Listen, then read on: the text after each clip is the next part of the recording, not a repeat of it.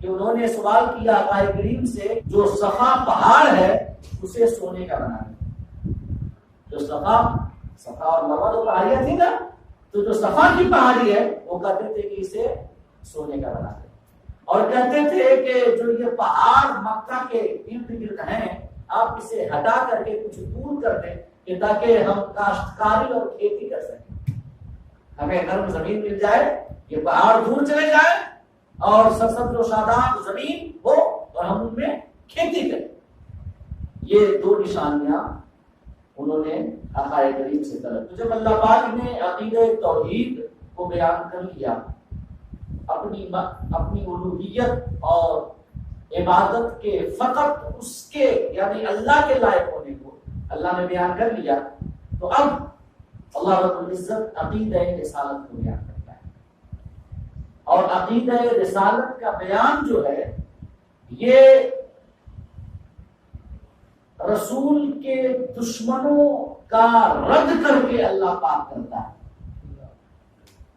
ایک بڑی ضروری حقیقت کی جانب ہم آپ کی توجہ مبذول کرانا چاہتے ہیں کہ عقیدہ رسالت کا بیان جو اللہ پاک کر رہا ہے تو یہ نہیں فرما رہا کہ ہم نے اپنے رسول کو قرآن دے کر بھیجا، یہ نہیں فرما رہا ہے یہاں پر کہ میں نے اپنے رسول کو اپنا حبیب بنایا اور اسے اختیار دیا.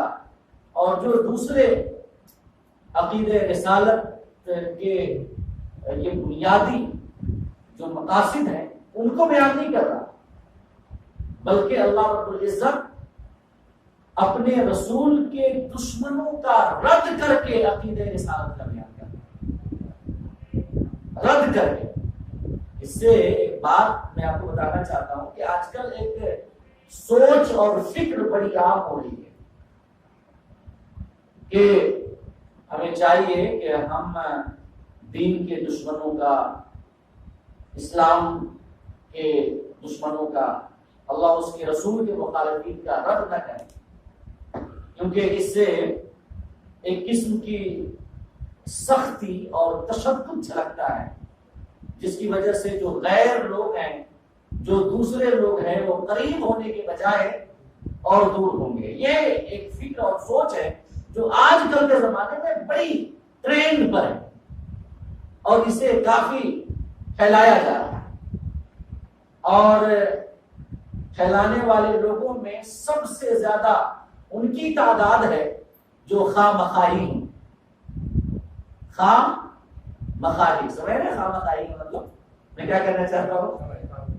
خواہ مخواہی یعنی خانقاہی. جو اصل خانقاہی ہوگا وہ تو قرآن اور حدیث کی روش سے باہر نہیں نکلے گا، لیکن جو اپنے اعتبار سے ایک دین کا تصور پیش کرے گا جو قرآن کے تصور سے الگ ہوگا، احادیث کے تصور سے الگ ہوگا، اسلام کے مزاج کے خلاف ہوگا، تو میں تو اسے خانقاہی نہیں بلکہ خواہ مخواہی کہوں گا. خواہ مخواہی لوگ ہیں جو کہ وسعت، سہل پسندی، اخلاق اور نرم روی، ان تمام چیزوں کے پس پردہ وہ جو ہے مداہنت، چاپلوسی، باطل کے سامنے جھک جانا، حق بات کو نہ بیان کرنا، ان تمام چیزوں کو فروغ دے رہے ہیں. حالانکہ اسلام مداہنت کا کبھی روادار نہیں ہے. مداہنت یعنی چاپلوسی، غیروں کے سامنے جا کر کے چاپلوسی کرنا اور محبتوں کا اظہار کرنا، بلکہ مذہب اسلام عقائد میں تسلط کو پسند کرتا ہے، سختی کو پسند کرتا ہے. اگر آپ بتائیں اگر غلط باتوں کا، غلط نظریات کا، غلط لوگوں کا رد کرنا حکمت کے منافی ہوتا تو کیا قرآن تردیدی آیتوں سے بھرا ہوا ہوتا؟ آپ قرآن کھولیں، قدم قدم پہ آپ کو عیسائیوں کا رد ملے گا، یہودیوں کا رد ملے گا، منافقین کا رد ملے گا، کفار و مشرکین کا رد ملے گا، ان کی باتوں کا رد ملے گا، نبی کے گستاخوں کا رد ملے گا. یہاں تک کہ ولید بن مغیرہ کا اللہ رب العزت نے رب اس انداز میں فرمایا ہے کہ اس نے ہمارے نبی کو مجنون کہا تھا. اللہ رب العزت نے اس کے رد میں اس کی مذمت کرتے ہوئے اس کے 10 عیوب بیان کر دیے، اور ان میں سے ایک عیب یہ بھی بیان کر دیا کہ اس کی اصل میں خطا ہے، یہ بھی بیان کر دیا اللہ پاک نے اس کی اصل میں خطا ہے، یہ اپنے باپ کی اولاد نہیں ہے، اس کے نسب میں گڑبڑ ہے، یہ بھی اللہ رب العزت نے بیان کر دیا۔ تو اگر رد کرنا، جو غلط لوگ ہیں، جو غلط نظریات اور خیالات کا پرچار اور پرسار کر رہے ہیں، ان کی تردید کرنا غلط ہوتا تو قرآن مجید تردیدی آیات سے بھرا ہوا نہیں ہوتا۔ تو اللہ پاک یہاں پر آیت نمبر 59 میں جو عقیدہ رسالت کو بیان کر رہا ہے وہ رسول کے دشمنوں کا رد کر کے تب بیان کرتا ہے۔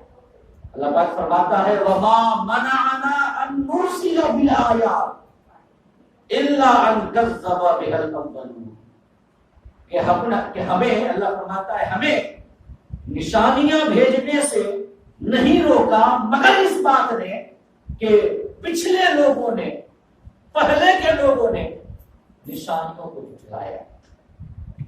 اور اس کی شان نزول میں حضرت عبداللہ ابن عباس رضی اللہ تعالیٰ عنہ روایت کرتے ہیں، تفسیر در منصور کے اندر ہے۔ شان نزول یعنی پس منظر، بیک گراؤنڈ، اللہ پاک صلی اللہ علیہ وسلم، اللہ رب العزت نے یہ آیت کریمہ کس پس منظر میں نازل فرمائی؟ تو حضرت عبداللہ بن عباس روایت کرتے ہیں کہ اہل مکہ نے آقا کریم صلی اللہ علیہ وسلم سے کچھ نشانیاں طلب کی۔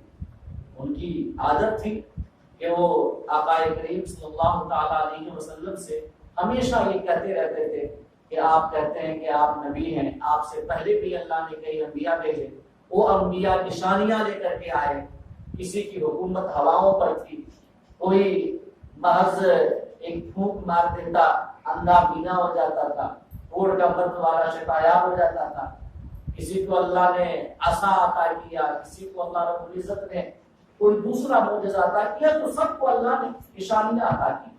تو آپ کوئی نشانی لے کر کے کیوں نہیں آئے؟ وہ اکثر یہ کہا کرتے کہ آپ کوئی نشانی لے کر کے کیوں نہیں آتے؟ حالانکہ آقا کریم کی نبوت کی سب سے بڑی دلیل اور سب سے بڑی نشانی قرآن مجید ان کے سامنے تھا، اس لیے کہ دیکھیں اللہ پاک انبیاء کو کچھ بنیادی نشانیاں عطا کرتا ہے جو کہ بنیادی معجزات ہوتے ہیں اس نبی کے۔ مثال کے طور پہ اللہ پاک نے حضرت موسیٰ کو بنیادی معجزات دو عطا کیے، ایک عصا اور دوسرا بنیادی معجزہ ید بیضا، گریبان میں ڈالنے کے بعد جب اپنا ہاتھ باہر نکالتے تو سورج کی طرح ان کی ہتھیلی میں چمک پیدا ہو جاتی، یہ ہے ید بیضا۔ تو دو بنیادی معجزات اللہ پاک نے حضرت موسیٰ کو عطا کیا، حالانکہ ان سے کئی سارے اور بھی معجزات ظاہر ہوئے۔ ایک پتھر والا معجزہ آپ نے سن رکھا ہے جو آپ کا کپڑا لے کر بھاگ رہا تھا، تو بھی تو ایک معجزہ ہی ہے، پتھر میں جان آ جائے، کپڑا لے کر بھاگنے لگ جائے، یہ کیا ہے؟ معجزہ ہے۔ حضرت عیسیٰ کو اللہ پاک نے بنیادی معجزہ یہ عطا کیا تھا کہ وہ مادرزاد اندھوں، برس والوں، کوڑ کے مرض والوں اور مردوں تک کو زندہ کر دیا کرتے تھے اور یہ مریضوں کو شفا دے دیا کرتے تھے، یہ ان کا بنیادی معجزہ تھا۔ حضرت داؤد کا بنیادی معجزہ یہ تھا کہ لوہا ان کے ہاتھوں میں آ جاتا تو وہ موم کی طرح نرم ہو جاتا، پھر وہ جس شکل میں اس لوہے کو بدلنا چاہتے بدل دیتے۔ حضرت سلیمان کا بنیادی معجزہ یہ تھا کہ اللہ پاک نے انہیں کل کائنات کی حکومت عطا کی تھی، ہواؤں پر ان کی حکومت، چرندوں پرندوں پہ ان کی حکومت اور جنات اور شیاطین سب پہ ان کی حکومت۔ تو کچھ بنیادی معجزات ہر نبی کے ہوتے ہیں، باقی اضافی معجزات بہت سارے۔ تو ہمارے آقا صلی اللہ تعالی علیہ وسلم کو اللہ رب العزت نے جو بنیادی معجزہ اور آپ کی نبوت کے لیے بطور دلیل جو بنیادی نشانی عطا کی وہ قرآن مجید، کیا ہے؟ قرآن مجید باقی اور سارے بے شمار معجزات ہمارے آقا نے دکھائے. کنکر آپ کا کلمہ پڑھ رہے ہیں, درخت آپ کا حکم پا کر کے آپ کے قدموں میں آ رہا ہے, وہ ممبر جس پہ آپ ٹیک لگا کر خطبہ دیا کرتے تھے وہ ممبر نہیں تھا بلکہ ایک لکڑی تھا, کھجور کا تنا, کھجور کا سوکھا ہوا تنا کہ جس پر آپ ٹیک لگا کر کے آپ خطبہ دیا کرتے تھے مدینے میں مسجد نبوی کے اندر. اس وقت تک ممبر تیار نہیں ہوا تھا. جب آپ کے لیے ممبر تیار کر دیا گیا اور آپ اس ممبر پہ تشریف لے گئے تو وہ کھجور کا سوکھا تنا آپ کے فراق اور آپ کی جدائی میں بچے کی طرح بلک بلک کر رونے لگ گیا, جسے استنے حنانہ کہا جاتا ہے. تو وہ بھی آقا کریم کا معجزہ ہے. حضرت جابر کے گھر میں آپ نے ایک چھوٹا سا بکری کا بچہ تھا اور کچھ سیر جو کے آتے تھے, تو ان کا کھانا تقریباً کئی 100 صحابہ کے لیے کافی ہو گیا. یہ بھی معجزہ ہے. ایک غزوے میں آپ کی گھائیوں سے, انگلیوں کی گھائیوں سے پانی کا چشمہ جاری ہو گیا. یہ بھی ایک معجزہ ہے. تو معجزات تو آقا کے بے شمار ہے. حضرت جابر نے اپنی بکری کا بچہ ذبح کیا تو ان کے 2 بچے تھے, دونوں بھائی آپس میں کھیلتے ہوئے دیکھ لیا تھا کہ ہمارے والد نے بکری کے بچے کو ذبح کیا. دونوں بھائی آپس میں کھیلنے لگے اور ایک بھائی نے دوسرے بھائی کو ذبح کر دیا اور وہ مر گیا. آقا کریم صلی اللہ علیہ وسلم کو جب خبر ہوئی تو آقا نے اس مردہ کو زندہ کر دیا, اس بچے کو جسے موت آ گئی تھی, جسے اس کے بھائی نے ذبح کر دیا تھا. بے شمار نشانیاں. شاعر کہتا ہے حسن یوسف دم عیسیٰ ید بیضا داری آنچے خوبا نمادار تنہا داری. تو بے شمار معجزات ہیں, لیکن بنیادی معجزہ آقا کا قرآن مجید. اور وہ دیکھتے تھے کہ قرآن ان کو چیلنج کر رہا ہے کہ, اور چیلنج کی صورتیں بھی مختلف تھی. سب سے پہلے یہ چیلنج کیا قرآن نے. اللہ فرماتا ہے لئن اجتمعت الانس والجن علی ان یاتوا بمثل هذا القرآن لا یاتون بمثله. اللہ فرماتا ہے وہ باقی کفار و مشرکین سے کہہ دیں جو کہتے ہیں کہ آپ نے قرآن خود سے بنا کر کے پیش کیا ہے یا کوئی آپ کو سکھاتا ہے, آپ ان سے کہہ دیں کہ اگر تمام انسان اور تمام جنات سب جوڑ کر بیٹھ جائیں کہ قرآن کی طرح ایک کتاب بنا لیں تو ہرگز نہیں بنا سکتے. تو یہ سب سے پہلا چیلنج تھا کہ تمام انسان اور جنات مل کر کے بنا لیں, نہیں بنا سکتے. اور جب اس چیلنج کے جواب میں جب کفار و مشرکین کے کان میں جھوٹ تک نہیں گئی تو یہ چیلنج کا جو اسٹینڈرڈ تھا ذرا سا ہلکا کر دیا کہ پوری کتاب نہیں بنا سکتے. فَأْتُوا بِعَشَرِ سُوَرٍ مُفْتَرَيَاتٍ 10 سورتیں ہی بنا لو. کتنی 10 سورتیں بنا لو. اگر پورا قرآن نہیں بنا سکتے تو نہیں. جب اس چیلنج کا بھی جواب کفار و مشرکین نے نہیں دیا اور ان کے بدن میں حرکت نہیں ہوئی, حضور اعلی حضرت کے بقول تیرے آگے یوں ہیں دبے نچے فصحاء عرب کے بڑے بڑے, کوئی جانے منہ میں زبان نہیں بلکہ جسم میں جان. تو جب 10 سورتوں والا چیلنج بھی نہیں انہوں نے قبول کیا, آقا نے یہ قرآن نے پھر تیسرا چیلنج دیا, اسٹینڈرڈ اور لو کر دیا, ہلکا کر دیا کہ چلو 10 سورتیں نہیں بنا سکتے. ان کنتم فی ریب مما نزلنا علی عبدنا فاتوا بسورۃ من مثلہ, ایک ہی سورت بنا کر کرے. تو یہ زندہ جاوید معجزہ قرآن کا جو آقا کے ظاہری زمانے میں بھی تھا, آج بھی ہے, قیامت تک کے لیے رہے گا, ان کے سامنے تھا. مگر پھر بھی وہ نشانیاں طلب کیا کرتے تھے اور کہتے تھے کہ جیسے پچھلے انبیاء نشانیاں لے کر کے آئے, آپ نشانیاں لے کر کے آئے. اور کیسی نشانیاں ان کو چاہیے تھی؟ حضرت عبداللہ بن عباس روایت کرتے ہیں کہ انہوں نے سوال کیا آقا کریم سے کہ ان یجعل لهم الصفا ذهبا, کہ جو صفا پہاڑ ہے اسے سونے کا بنا دے. جو صفا اور مروہ تو پہاڑیاں تھی نا, تو جو صفا کی پہاڑی ہے وہ کہتے تھے کہ اسے سونے کا بنا دے. اور کہتے تھے کہ جو یہ پہاڑ مکہ کے ارد گرد ہیں آپ اسے ہٹا کر کے کچھ دور کر دیں کہ تاکہ ہم کاشتکاری اور کھیتی کر سکیں. ہمیں نرم زمین مل جائے، یہ پہاڑ دور چلے جائیں اور سرسبز و شاداب زمین ہو اور ہم ان میں کھیتی کریں. یہ دو نشانیاں انہوں نے آقا کریم سے طلب. آقا کریم صلی اللہ علیہ وسلم نے رب کی بارگاہ میں دعا کی کہ مولا یہ دو نشانیاں کون مانگتی ہے؟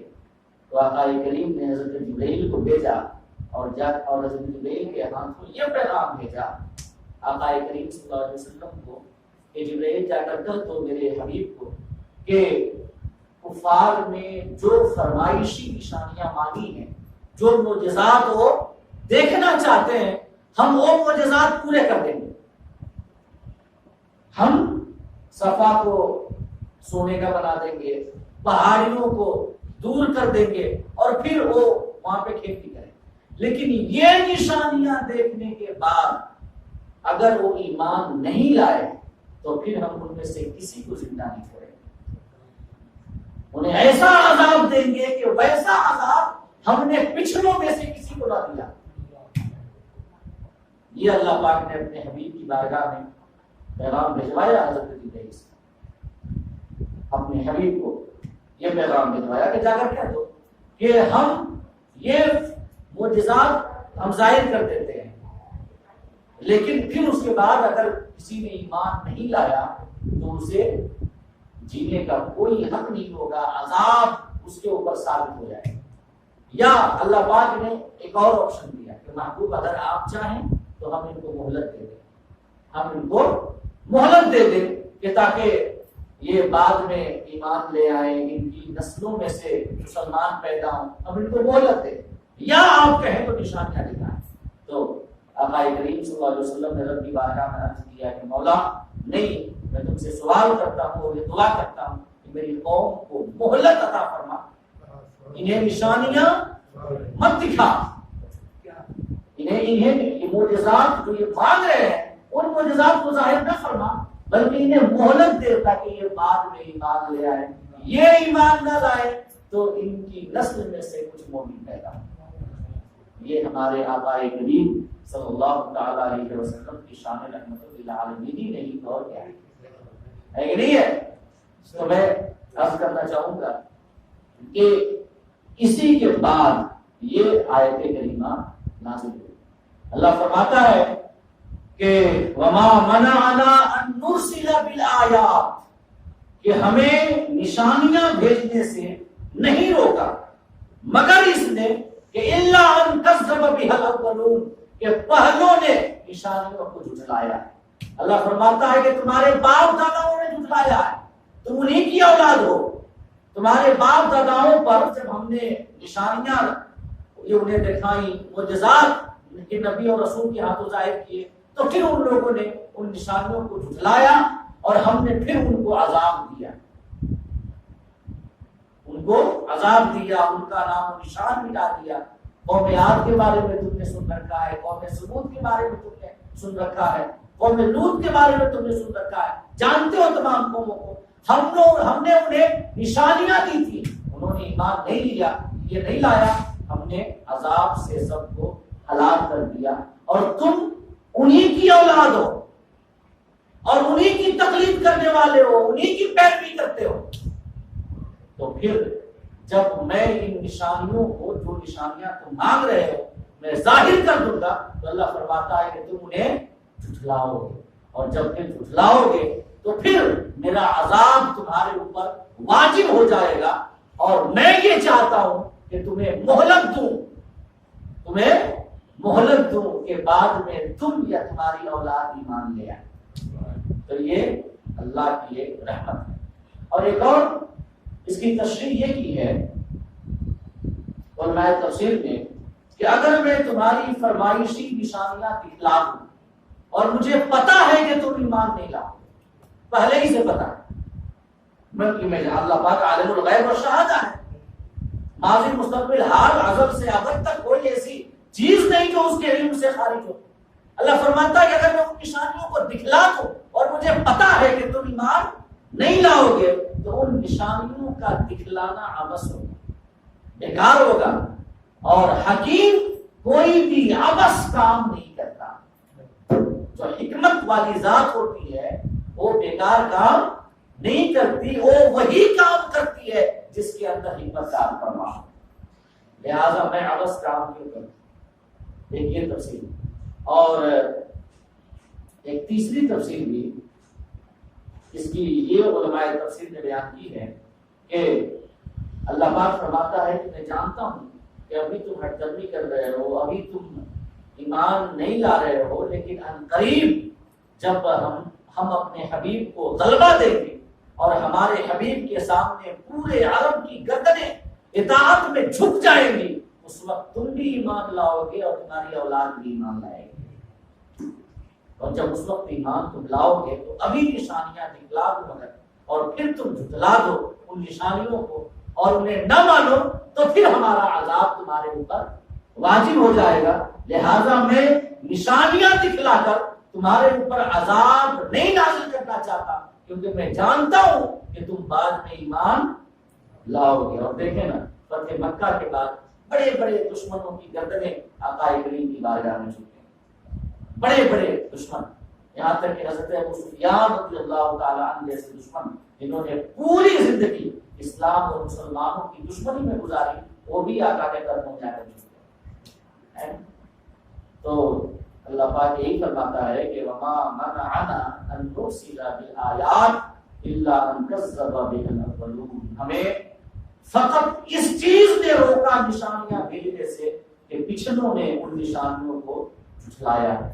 اب اللہ پاک ایک تاریخی مثال پیش کرتا ہے، تاریخی مثال کہ کن لوگوں نے جھٹلایا ہے۔ اللہ فرماتا ہے کہ دور مت جاؤ، اہل عرب یعنی کہ یہ مکہ سے بالکل قریب میں شام کے راستے میں ایک قوم آباد تھی، قوم سمود۔ قوم جب اہل مکہ شام کی جانب تجارت کرنے جاتے تھے تو وہ قوم سمود کی تباہ شدہ اور کھنڈروں میں تبدیل ہو چکی بستیوں سے وہ گزرا کرتے تھے۔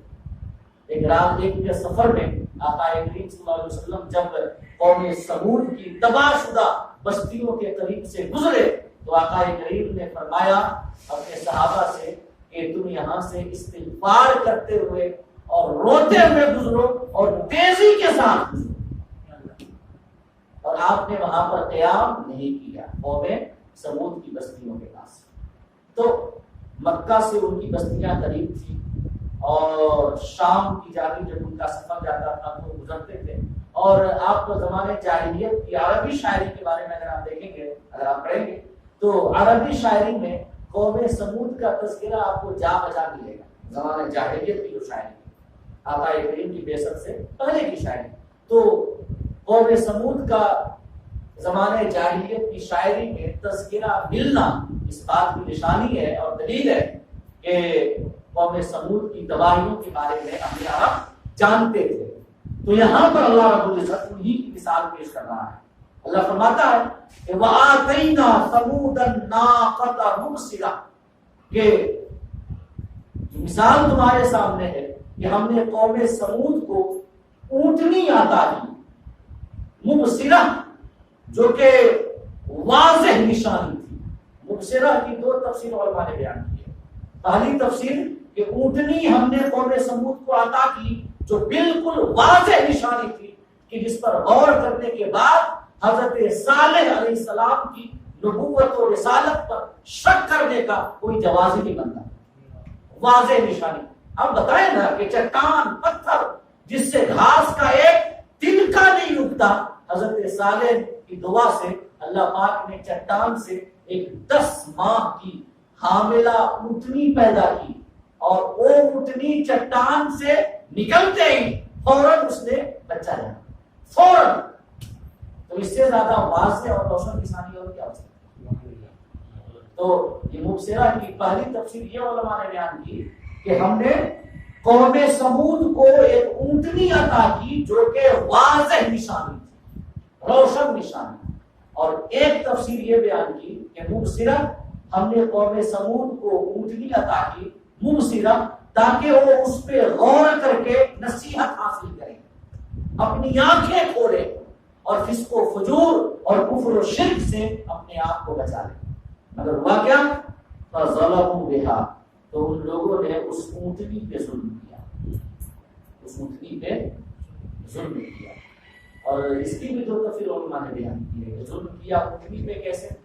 تو پہلی تفسیر تھی تو یہ کہ اس اونٹنی کی پونچے کاٹ ڈالی اور اسے قتل کر دیا.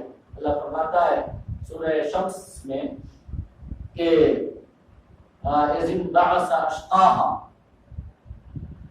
فقال لهم رسول الله ناقة الله وسقياها فكذبوه فعقروها فدمدم عليهم ربهم بذنبهم فسواها ولا يخاف عقباها. سورہ شمس میں اللہ پاک نے اس پورے واقعے کو بیان کیا ہے کہ حضرت صالح علیہ السلام کی دعا سے اللہ نے ایک اونٹنی پیدا کی اور اس اونٹنی کے حوالے سے یہ حضرت صالح نے فرمایا اپنی قوم سے کہ یہ اللہ کی نشانی ہے, اس کے اوپر تم کسی قسم کا ظلم نہ کرنا, اسے کوئی تکلیف نہ دے. اور جو پانی پینے کا کنواں تھا 2 باری حضرت صالح نے مقرر کر دی کہ ایک دن قوم اور اس کے تمام جانور پانی پیئیں گے اور دوسرے دن وہ اونٹنی اور اس کا بچہ وہ دونوں پانی پیئیں گے. اور روایتوں میں آتا ہے کہ جب باری آتی تھی اس اونٹنی کے پانی پینے کی تو وہ پورا پانی وہ اونٹنی پی جاتی تھی اور اس کا بچہ پورا پانی, اور ایک دن قوم اور اس کے تمام جانور پیتے تھے. یہ ایک حضرت صالح نے حکم دیا. اب ان کی قوم سمود سے یہ برداشت نہیں کہ ایک دن ہم پانی نہ پیے, ہمارے جانور پانی نہ پیے اور یہ اونٹنی اور اس کا بچہ سارا پانی پی جائے. تو انہوں نے ایک شخص کو للکارا جو ان کی قوم میں قرآن کے مطابق سب سے زیادہ شقی اور بدبخت تھا. اللہ فرماتا ہے کہ ان کی قوم کا سب سے زیادہ بدبخت انسان کھڑا ہوگا, بدبخت انسان, تاکہ اس اونٹنی کو اور اس کے بچے کو مارا.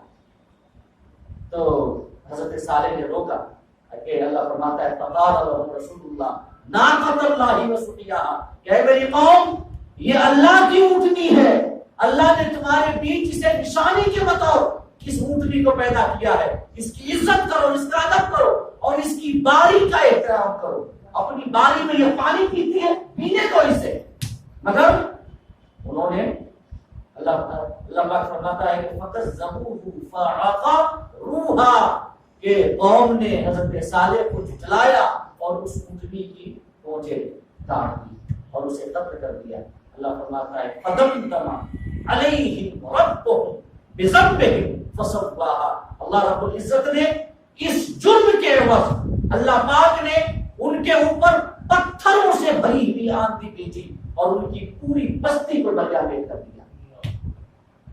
پوری بستی تباہ و برباد ہو گئی. اور اس کے بعد اللہ فرماتا ہے کہ یاد رکھنا اللہ رب العزت کے قانون کے مطابق جب کسی قوم پر, کسی بستی والے پر عذاب واجب ہو جائے تو پھر اللہ پاک ولا یخاف عقباها, اللہ انجام سے نہیں ڈرتا کہ اگر میں اس قوم کو عذاب دے دوں تو پھر کیا ہوگا. جیسے کہ دنیا کے بادشاہ, دنیا کی عدالتیں ہیں, یہ ڈرتی ہیں, سیاست سے ڈرتی ہیں اور نیتاؤں سے ڈرتی ہیں, اور بھی کئی ساری مصلحتیں ان کے پاس ہوتی ہیں. کبھی کبھی مجرموں کو چھوڑنا پڑتا ہے, مصلحتوں کی وجہ سے سب کچھ جانتے اور مانتے ہوئے یہ دنیا کی عدالتیں غلط فیصلہ دے دیتی ہیں. بابری مسجد کے بارے میں کیا ہوا, سپریم کورٹ نے اوپر سے لے کے نیچے تک سب مانا کہ یہاں یہ مندر توڑ کر مسجد نہیں بنائی گئی تھی, مانا. یہ بھی مانا کہ ہمیشہ سے اس میں نماز ہوتی رہی. یہ بھی مانا کہ 1949 میں غالباً وہاں پہ مورتیاں رکھی گئی. یہ بھی مانا کہ اس کو ڈیمولش کرنا ایک غیر قانونی کام تھا. سب کچھ مانتے ہوئے آخر میں ہندوؤں کو دے دیا. کیا ہے مصلحت کوشش, یہ ہے نا مصلحت کی وجہ سے تم جو ہو ڈر کر کے یہ انصاف کا گلا گھونٹ رہے ہو, ہے کہ نہیں ہے. تو جو دنیاوی عدالتیں ہوتی ہیں, دنیاوی بادشاہ ہوتے ہیں, دنیاوی جج ہوتے ہیں, جانتے ہوئے, مانتے ہوئے, دیکھتے ہوئے وہ کبھی انصاف کا گلا گھونٹ دیتے ہیں. اگر اللہ فرماتا ہے کہ جس قوم اور جس بستی کی تباہی اور اس پر عذاب نازل کرنا ثابت ہو جائے، متحقق ہو جائے، تو اللہ فرماتا ہے کہ ہم اس بستی پر عذاب نازل کر دیتے ہیں، وَلَا يَخَافُ عُقْبَاهَا، اور اللہ انجام سے نہیں ڈرتا۔ کیوں ڈرے؟ کس کی ہمت ہے کہ اس کی بارگاہ میں دم کھول سکے؟ کون ہے جو لب کشائی کر سکے یا اس کے فیصلے کو للکار سکے، اس کے فیصلے کو چیلنج کر سکے؟ کس میں اتنی ہمت ہے کہ نہیں ہے؟ اللہ پاک فرماتا ہے وَآتَيْنَا ثَمُودَ النَّاقَةَ مُبْصِرَةً، ہم نے اونٹنی عطا کی قوم سمود کو آنکھیں کھولنے کے لیے اور نصیحت حاصل کرنے کے لیے، مگر ہوا کیا؟ فَظَلَمُوا بِهَا، انہوں نے اس اونٹنی پہ ظلم کیا۔ یہ ایک تفسیر، اور دوسری تفسیر فَظَلَمُوا بِهَا کی یہ علماء نے بیان کی کہ انہوں نے اس اونٹنی کی تکذیب کر کے اپنی جانوں پہ ظلم کیا۔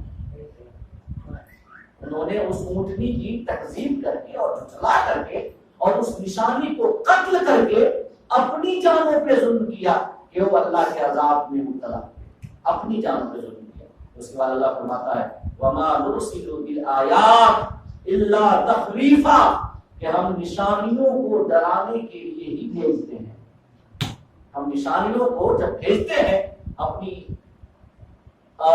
اپنے رسول یا اپنے نبی کی نبوت و رسالت کے لیے بطور دلیل جب نشانیاں ہم دیکھتے ہیں، تو پھر یہ کفار و مشرکین اور جھٹلانے والوں کے لیے یہ ڈرانے کا کام کرتی ہے نشانیاں، اور یہ بتاتی ہے کہ یہ نبی تنہا نہیں ہے، یہ رسول تنہا نہیں ہے، بلکہ اس کی پشت پہ خالق کائنات کی طاقت کام کرتی ہے، یہ تنہا نہیں ہے۔ اگر ایک شخص مکہ سے کھڑا ہوتا ہے، فاران کی چوٹیوں پہ کھڑے ہو کر کے لوگوں کو بولتا ہے یا ایھا الناس قولوا لا الہ الا اللہ تفلحوا، تو وہ اکیلا نہیں بول رہا ہے، اس کی آواز میں خالق کائنات کی آواز ہے، اس کی پشت پہ خالق کائنات کی طاقت ہے، اور اللہ پاک اسی طاقت کے اظہار کے لیے کہ دیکھو میرے بندے کے پیچھے میری طاقت ہے، اس نبی اور رسول کے ہاتھوں نشانی اور معجزات ظاہر کرتا ہے کہ جھوٹ جھٹلانے والے اور انکار کرنے والے ڈرے ہو کہ اگر یہ اس نبی کو نہیں مانتے، اس کی اطاعت نہیں کرتے، تو پھر خدائے قہار و جبار کے عذاب سے انہیں کوئی بچانے والا نہیں ملے گا۔ اب آگے آیت نمبر 60 میں دیکھیں، بس اس کے حوالے سے کچھ باتیں میں عرض کر دیتا ہوں، ایک حصہ اس آیت نمبر 60 کا، اس کے بعد پھر باقی جو اس آیت کے حصے ہیں وہ اگلی نشست میں ہم آپ کے سامنے پیش کریں گے۔ جب اللہ رب العزت نے کفار و مشرکین کی فرمائشی نشانیاں اور ان کے مطالبات کے مطابق معجزات جب ظاہر نہیں کیے، تو اب ظاہر ہے کہ ان کی جو ہمت تھی اور بڑھ گئی، اور وہ اور ٹھٹھا کرنے لگ گئے، اور مذاق اڑانے لگ گئے، تو اللہ پاک فرماتا ہے وَإِذْ قُلْنَا لَكَ إِنَّ رَبَّكَ أَحَاطَ بِالنَّاسِ۔ بس آیت نمبر 60 کا اتنا حصہ ہم آپ کے سامنے آج پیش کریں گے۔ اللہ فرماتا ہے جب ان لوگوں نے اور مذاق اڑانا شروع کیا کفار مکہ نے، جب نشانیاں نہیں ظاہر ہوئی، تو اللہ پاک نے فرمایا کہ محبوب ہم نے تم سے یہ فرما دیا ہے پہلے ہی کہ یہ کفار و مشرکین ہمارے قابو میں ہے، ہماری سلطنت اور ہماری طاقت و قدرت سے باہر نہیں ہے، یہ ہمارے قابو میں ہے، لہذا اگر یہ مذاق اڑاتے ہیں، ٹھٹھا کرتے ہیں، باتیں بناتے ہیں اور شدت کے ساتھ آپ کو جھٹلا رہے ہیں، تو آپ اپنے دل میں کسی قسم کی تنگی نہ پیدا کریں۔ آپ جو ہے آپ کا دل کسی قسم کی رنجیدگی اپنے اندر پیدا نہ کرے، رنجیدہ نہ ہو، کبیلہ خاطر نہ ہو، بلکہ آپ جان لیں اس بات کو کہ یہ کفار مشرکین آپ کے رب کے قابو میں ہے، اور اسی رب کا یہ وعدہ ہے کہ اللہ پاک آپ کو ان سارے لوگوں کے اوپر فتح اور جیت عطا کر کے رہے گا، اور ان لوگوں کو آپ کی بارگاہ میں جھکا کے رہے گا۔ یہ مکہ کے ابتدائی حالات کی باتیں ہیں کہ جب آقا کریم دعوت و تبلیغ کرتے تھے، سب جانتے ہیں کہ چند لوگوں کو چھوڑ کر اکثر لوگ دشمن ہو گئے، اکثر لوگ، یہاں تک کہ اپنے بھی بیگانے ہو گئے۔ ابو لہب آپ کا حقیقی چچا تھا وہ آپ کا دشمن ہو گیا. تو ابو لہب اور تمام لوگوں کی دل آزاریوں اور تکلیفوں سے آقا کریم صلی اللہ علیہ وسلم پر بتقاضائے بشریت کبھی کبھی انقباض کی کیفیت طاری ہوتی تھی. جب تو اللہ پاک نے فرمایا کہ محبوب آپ دل کو تنگ نہ کریں، رنجیدہ اور کبیدہ خاطر نہ ہو. یہ سارے لوگ ہمارے قابو میں ہیں، یہ ان پر ہماری حکومت چلتی ہے، یہ ہماری طاقت و قوت سے باہر نہیں ہے، اور ہمارا یہ وعدہ ہے کہ ہم آپ کو ان لوگوں پر قابو دیں گے اور آپ کو غلبہ عطا کریں گے، فتح عطا کریں گے، اور ان سارے مخالفین کی گردنیں آپ کی بارگاہ میں چھٹ جائیں گے. اور اس کے بعد اللہ پاک ارشاد فرماتا ہے کہ وما جعلنا الرؤيا التي أريناك إلا فتنة للناس والشجرة الملعونة في القرآن ونخوفهم فما يزيدهم إلا طغيانا كبيرا. اللہ فرماتا ہے کہ ہم نے رؤیا کا معنی عام طور سے لغت میں خواب کیا جاتا ہے. کیا کیا جاتا ہے؟ خواب. اور میں یہاں پر رؤیا کا معنی خواب اس وجہ سے نہیں کر رہا، رؤیا کا لفظ بول رہا ہوں کہ یہاں پہ خواب عام طور سے لوگ جب سمجھتے ہیں کہ نیند میں سونے کی حالت میں جب انسان کو دیکھتا ہے تو اسے خواب کہتے ہیں. حالانکہ یہاں پر رؤیا سے مراد آقا کریم صلی اللہ علیہ وسلم کا ایک قول کے مطابق شب معراج میں جو آپ نے سفر کیا وہ سفر مراد ہے، وہ سفر مراد، اور وہ خواب میں تو نہیں ہوا تھا، بیداری میں ہوا تھا. اور رؤیا سے مراد یہاں آنکھ سے دیکھنا ہے. کیا مراد ہے؟ آنکھ سے دیکھنا بیداری کی حالت میں. تو لہذا ہم نے یہ رؤیا کا لفظ ہی بولنا، اور اعلیٰ حضرت نے اس کا ترجمہ کیا ہے دکھاوا. دکھاوا مطلب جو چیز دکھائی جائے.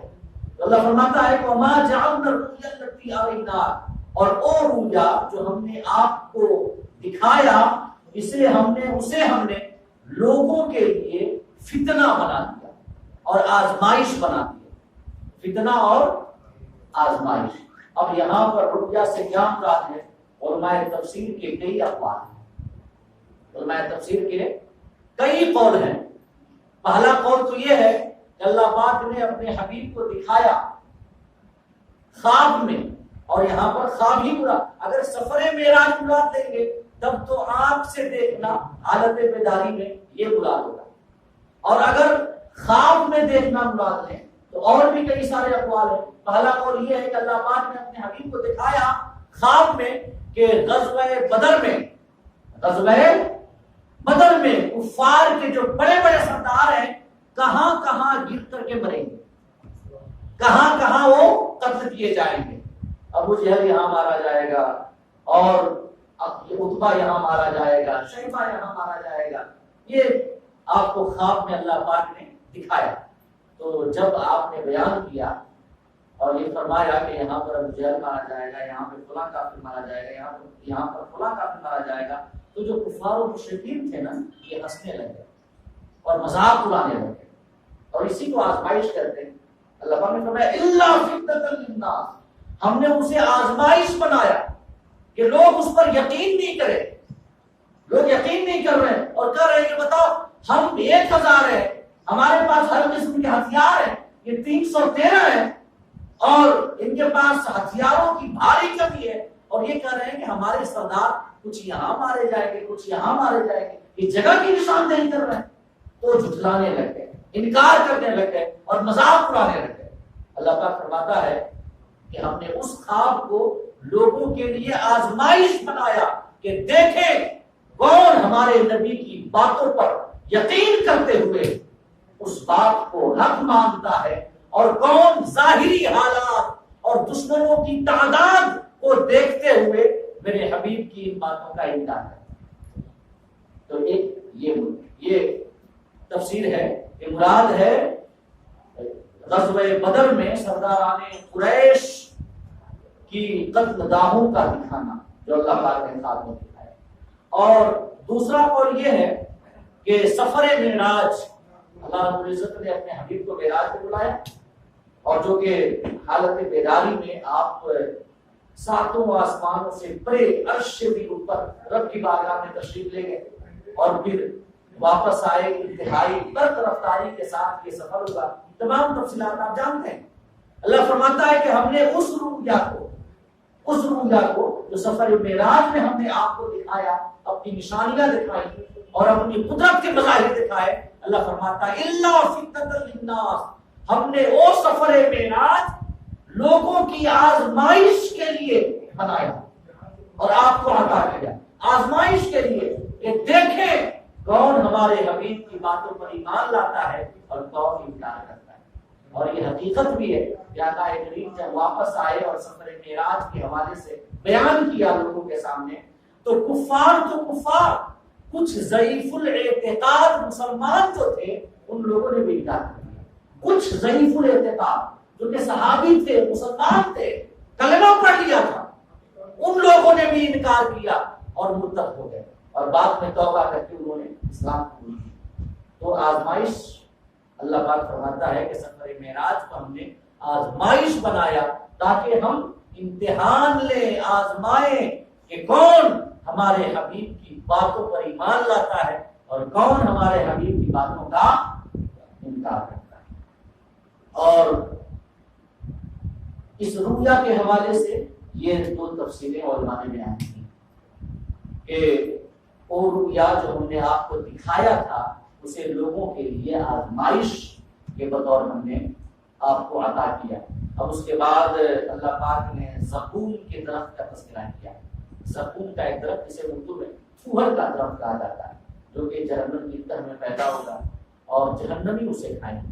اللہ فرماتا ہے وَالشَّجَرَةَ الْمَلْعُونَةَ فِي الْقُرْآنِ، اور قرآن میں وہ درخت جس پر قرآن میں لعنت کی گئی، وہ جو زقوم کا درخت ہے، اور انشاءاللہ اس درخت کے بارے میں تفصیلات اور اسی آیت کریمہ کے حوالے سے باقی باتیں، وقت ہو چکا ہے، میں اگلی نشست میں آپ کے سامنے تفصیل پیش کروں گا۔ اللہ پاک ہم سب کو کہنے اور سننے سے زیادہ عمل کر سکتے یہ نصیبی ہے۔ ایک بار پھر سے ہم درس قرآن کی اس بابرکت اور سعادت والی محفل میں شرکت کی سعادتیں حاصل کر رہے ہیں۔ اللہ رب العزت کی بارگاہ میں دعا ہے کہ وہ اس محفل کو اور ہم سب کی حاضری کو قبول فرمائے اور ہم سب کو قرآن سیکھنے، سکھانے اور اس پر عمل کرنے کی توفیق رفیق عطا فرمائے۔ سورہ بنی اسرائیل کے حوالے سے ہماری گفتگو جاری ہے اور اس سورت کی 59 آیات کریمہ کی روشنی میں آپ کے سامنے گفتگو کر چکا ہوں۔ آج انشاءاللہ آیت نمبر 60 کے حوالے سے میں کچھ باتیں آپ کے سامنے عرض کروں گا۔ حالانکہ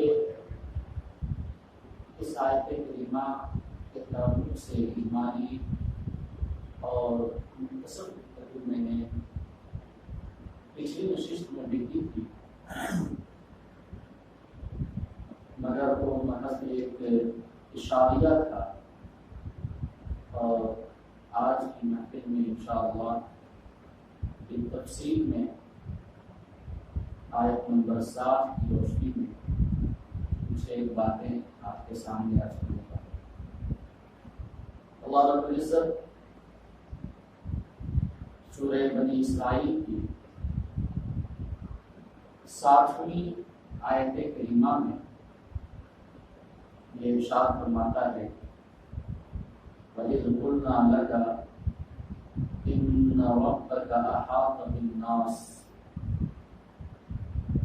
یعنی محبوب یاد کرو جب ہم نے تم سے کہا کہ تیرے رب نے لوگوں کا احاطہ کر رکھا ہے، اور آگے فرماتا ہے وما جعلنا الرؤيا التي أريناك إلا فتنة للناس والشجرة الملعونة في القرآن، اور محبوب جو ہم نے خواب آپ کو دکھایا اسے ہم نے آپ کو لوگوں کے لیے فتنہ اور آزمائش کی خاطر دکھایا، اور وہ درخت جس میں قرآن میں لعنت کی گئی ہے وہ بھی لوگوں کے لیے آزمائش اور فتنہ ہے۔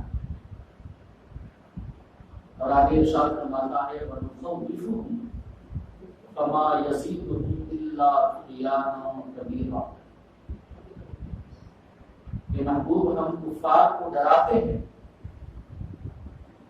تو یہ ڈرانا ان کی بڑی سرکشی میں اور اضافہ ہی کرتا ہے۔ یہ آیت نمبر 60 کا جو کہ سورہ بنی اسرائیل کی ہے، سلیس اردو ترجمہ ہے۔ اب آئیے اس سے آیت کریمہ کے اندر جو تفصیلی رموز ہیں اور ائمہ تفسیر نے جو لطائف اور حکمتیں بیان کی ہیں ان کے حوالے سے میں کچھ باتیں آپ کے سامنے عرض کروں، مگر اس سے پہلے ربط بین الآیات کی روشنی میں ربط بین الآیات کے تعلق سے میں کچھ باتیں آپ کے سامنے عرض کرنا چاہوں گا۔ اس آیت کریمہ کا پچھلی آیات سے کس قسم کا ربط ہے اور کس قسم کا تعلق ہے، تو امام رازی اپنی شرح آفاق تفسیر کی کتاب تفسیر کبیر کے اندر یہ لکھتے ہیں کہ آیت نمبر 59 میں اللہ رب العزت نے یہ بیان کیا کہ ہم لوگوں کے فرمائشی معجزات اس وجہ سے نہیں دکھاتے کہ ہم جانتے ہیں کہ وہ ان معجزات کا انکار کریں گے اور انہیں جھٹلائیں گے اور پھر اس کے بعد میرے عذاب کا وہ حقدار ہو جائیں گے۔ اور اللہ پاک کے فرمان کا مقصود یہ ہے کہ یہ میرے علم میں ہے کہ یہ بعد میں ایمان لائیں گے، ان کی نسلیں ایمان لائیں گی، لہذا ہم ان کے فرمائشی معجزات کو دکھلا کر کے اور ظاہر کر کے یہ نہیں چاہتے کہ یہ ان معجزات کا انکار کریں اور پھر ہمارے عذاب کا حقدار بنے اور ان کا نام و نشان مٹا دیا جائے، بلکہ ہم یہ چاہتے ہیں، اللہ فرمانا چاہتا ہے کہ ہماری مشیت یہ ہے کہ انہیں ہم مہلت دیں، آسانیاں دیں تاکہ یہ بعد میں ایمان لائیں، اور اگر یہ نہ لائیں تو ان کی اولاد ایمان لائیں۔ آپ اسلامی تاریخ کا مطالعہ کریں تو اللہ رب العزت کی اس مشیت کے مظاہر آپ کو جا بجا کے ملیں گے۔ اسلام کا سب سے بڑا دشمن اور اس امت کا فرعون ابو جہل تھا، جو غزوہ بدر میں مارا گیا تو اتنے بڑے دشمن اور اسلام کے اتنے بڑے مخالف کی اولاد میں سے ایک ہوئے حضرت اکرمہ بن ابو جہل رضی اللہ تعالی عنہ۔ ابو جہل اس امت کا فرعون ہے، مگر ان کا لڑکا اکرمہ آقا کریم صلی اللہ علیہ وسلم کے دامن سے وابستہ نظر آتا ہے اور اسلام کے جھنڈے کو چار دانگے عالم میں پھیلاتا ہوا نظر آتا ہے، اسلام کے جھنڈے کو بلند کرتا ہوا نظر آتا ہے۔ تو یہ اللہ رب العزت کی مشیت ہی کا مظہر ہے کہ اللہ پاک نے فرمایا کہ اے کفار، ہم تمہاری فرمائشی نشانیاں نہیں دکھلائیں گے، کیونکہ میں جانتا ہوں کہ یا تو تم ایمان لاؤ گے یا تو تمہاری نسل میں سے تمہاری اولاد ایمان لائے۔ تو حاصل کلام یہ ہے کہ اللہ رب العزت نے کفار کی فرمائشی نشانیاں ظاہر نہیں کی، اور وہ کیا تھی میں پچھلی نشست میں بتا چکا ہوں کہ کفار نے عرض کیا تھا کہ اگر آپ نبی برحق ہیں تو صفا پہاڑ کو سونے کا بنا دیں، مکہ کے ارد گرد جو پہاڑیاں ہیں ان پہاڑیوں کو ذرا دور کر دیں تاکہ ہم کھیتی کر سکیں۔ اللہ پاک نے یہ فرمائشی نشانیاں ظاہر نہیں کی۔ تو اب کفار کی جرات میں اور اضافہ ہوا، کفار کی ہمت میں اور اضافہ ہوا، اور وہ کہنے لگے کہ اگر آپ سچے نبی ہوتے تو اللہ رب العزت آپ کی دعا سے ضرور یہ نشانیاں دکھلا دیتا، صفا پہاڑ کو سونے کا بنا دیتا، پہاڑیوں کو دور کھسکا دیتا تاکہ ہم کاشتکاری کر سکتے۔ تو اگر آپ سچے نبی ہوتے، کفار یہ کہہ کر طعنہ زنی کرنے لگے اور طعن و تشمیل کے تیر برسانے لگے آقا کریم صلی اللہ تعالی علیہ وسلم پر اور آپ کی ذات گرامی پر، کہ اگر آپ اللہ کے سچے نبی ہوتے اور سچے رسول ہوتے تو اللہ پاک ضرور یہ ہماری فرمائشی معجزات ظاہر کر دیتا۔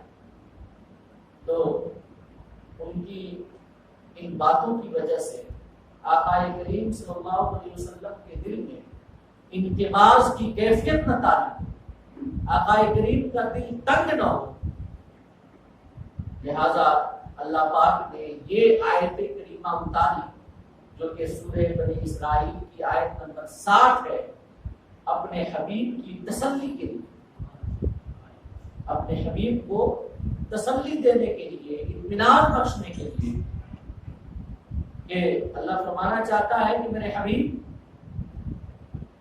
فرمائشی نشانیاں ہم نے ظاہر نہیں کی، اور کفار اگر طعن و تشمیل کے تیر برسائیں اور اس قسم کی ہرزہ سرائیاں کریں کہ آپ اللہ کے سچے نبی نہیں ہیں، ورنہ اللہ ضرور آپ کی دعا سے ہماری مطلوبہ نشانیاں ظاہر کر دیتا، جیسے حضرت سلیمان کو اللہ نے نشانی عطا کی، حضرت موسیٰ کو نشانی عطا کی، حضرت عیسیٰ کو نشانی عطا کی، حضرت داؤد کو نشانی عطا کی، تو آپ کو بھی نشانیاں عطا کر دیتا، اور وہ معجزات ضرور آپ سے ظاہر ہوتے جن کا ہم آپ سے مطالبہ کر رہے ہیں۔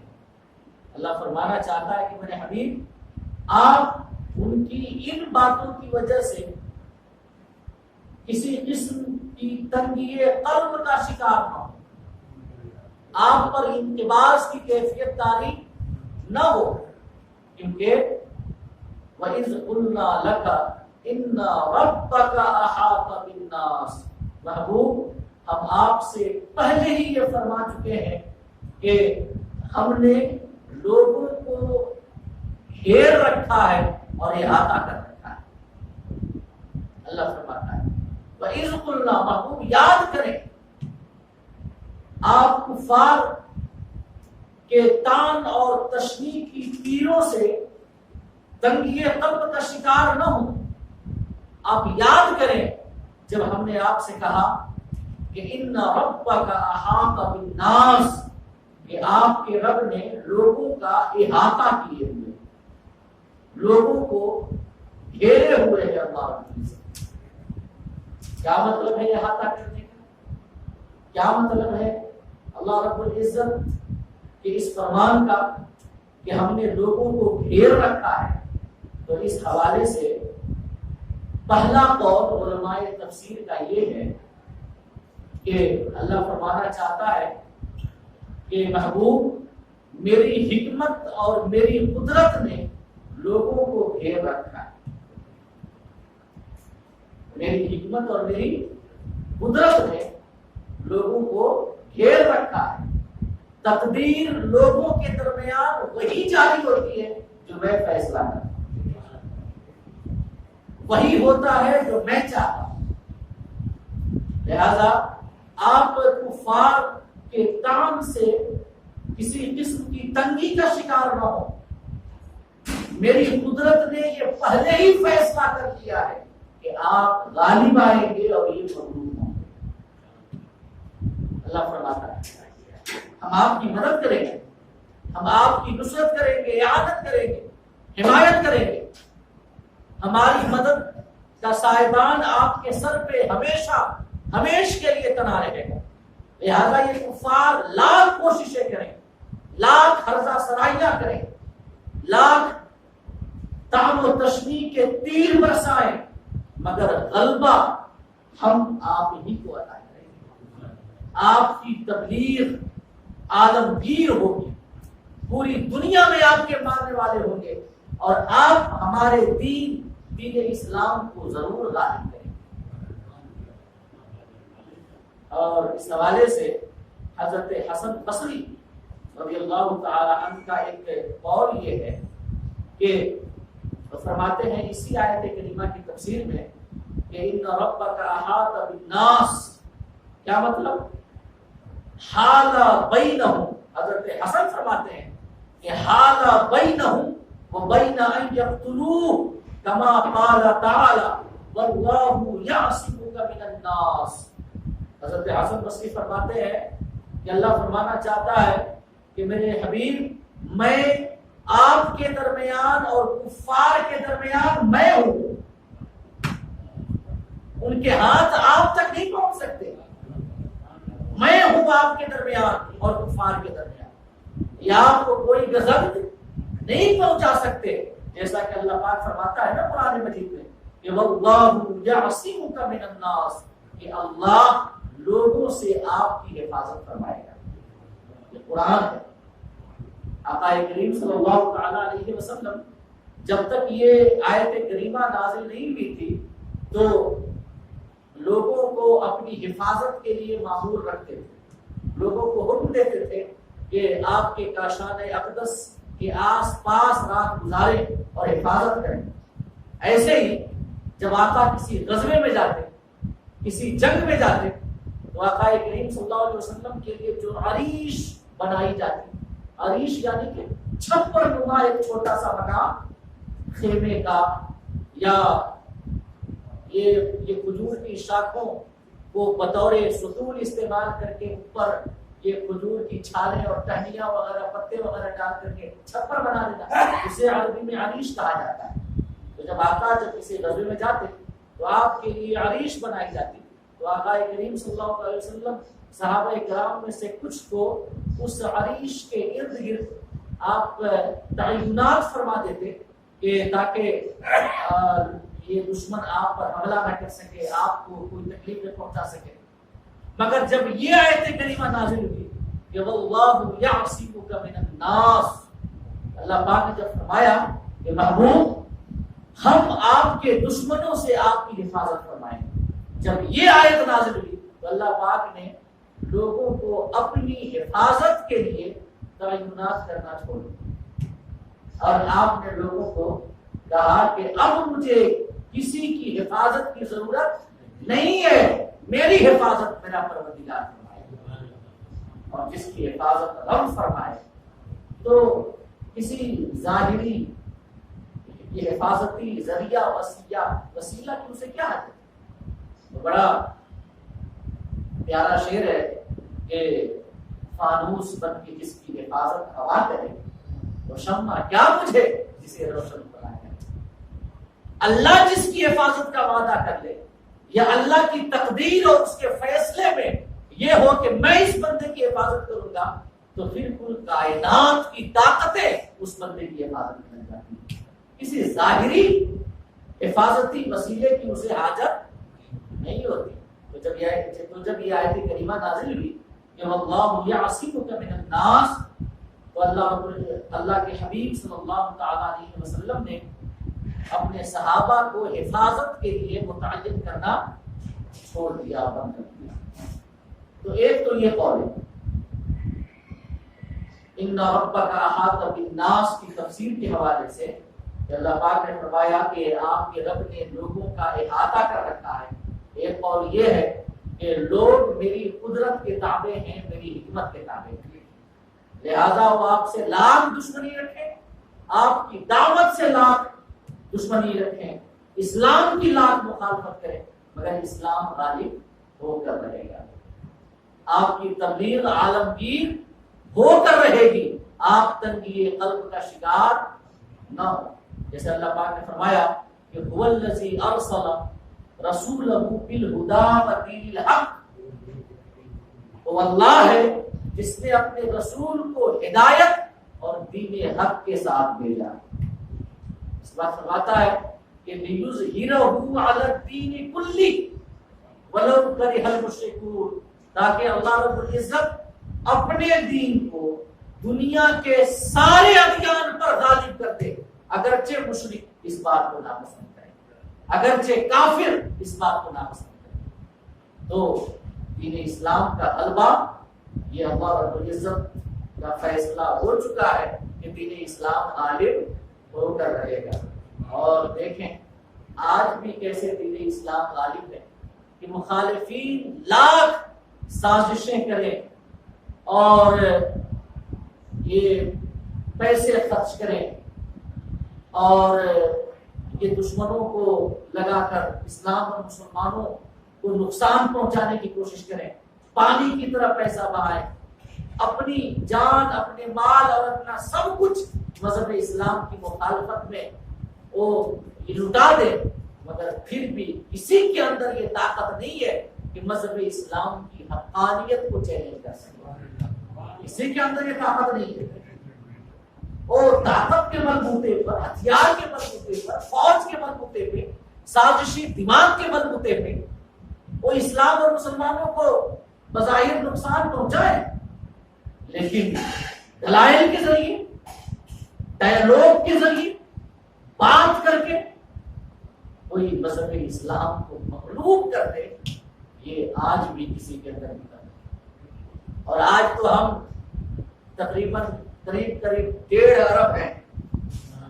مکہ مکرمہ میں جب مسلمانوں کی گنتی انگلیوں پر گنے جانے کے لائق تھی، مسلمان انگلیوں پہ گنے جا سکتے تھے، ان کی تعداد اتنی کم تھی، اس وقت بھی کفار مکہ مسلمانوں کو ستاتے، ظلم کرتے، ہر قسم کی اذیت کو روا رکھتے مسلمانوں کے خلاف، اور دوسری جانب قرآن اعلان کرتا کہ کیوں ظلم کر رہے ہو، کیا ضرورت ہے یہ مظالم کی کے سلسلوں کی، کیا ضرورت ہے ان اذیتوں کی، بس قرآن کی طرح ایک آیت بنا کر لے آؤ، قرآن بھی جھوٹا ثابت ہو جائے گا اور اسلام بھی جھوٹا ثابت ہو جائے گا۔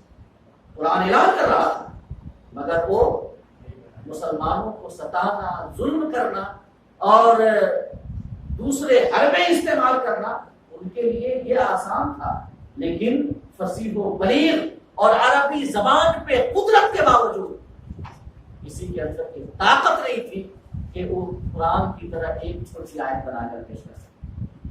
تو دلائل کے میدان میں نہ تو کل اسلام کے سامنے کوئی کھڑا ہونے کی طاقت رکھتا تھا، نہ تو آج رکھتا ہے، نہ تو قیامت تک رکھے گا۔